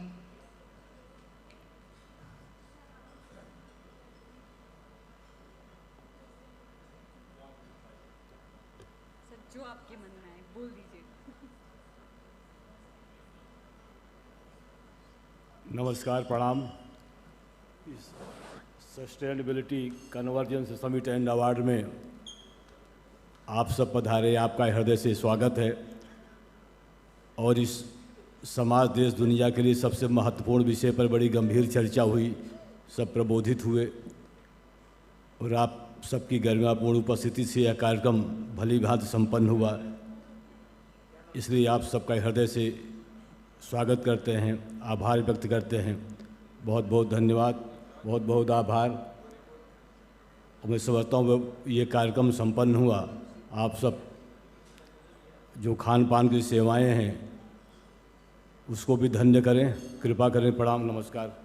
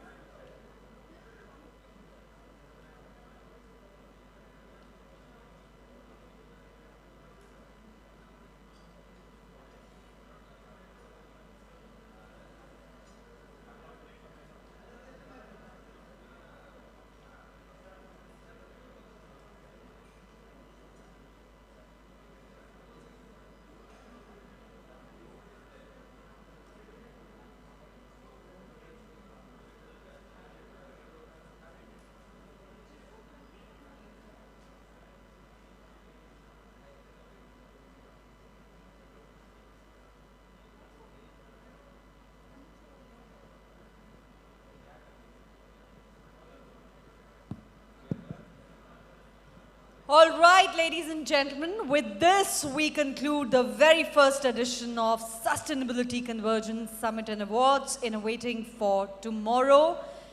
This is your host and host, Ridhimavali, signing off.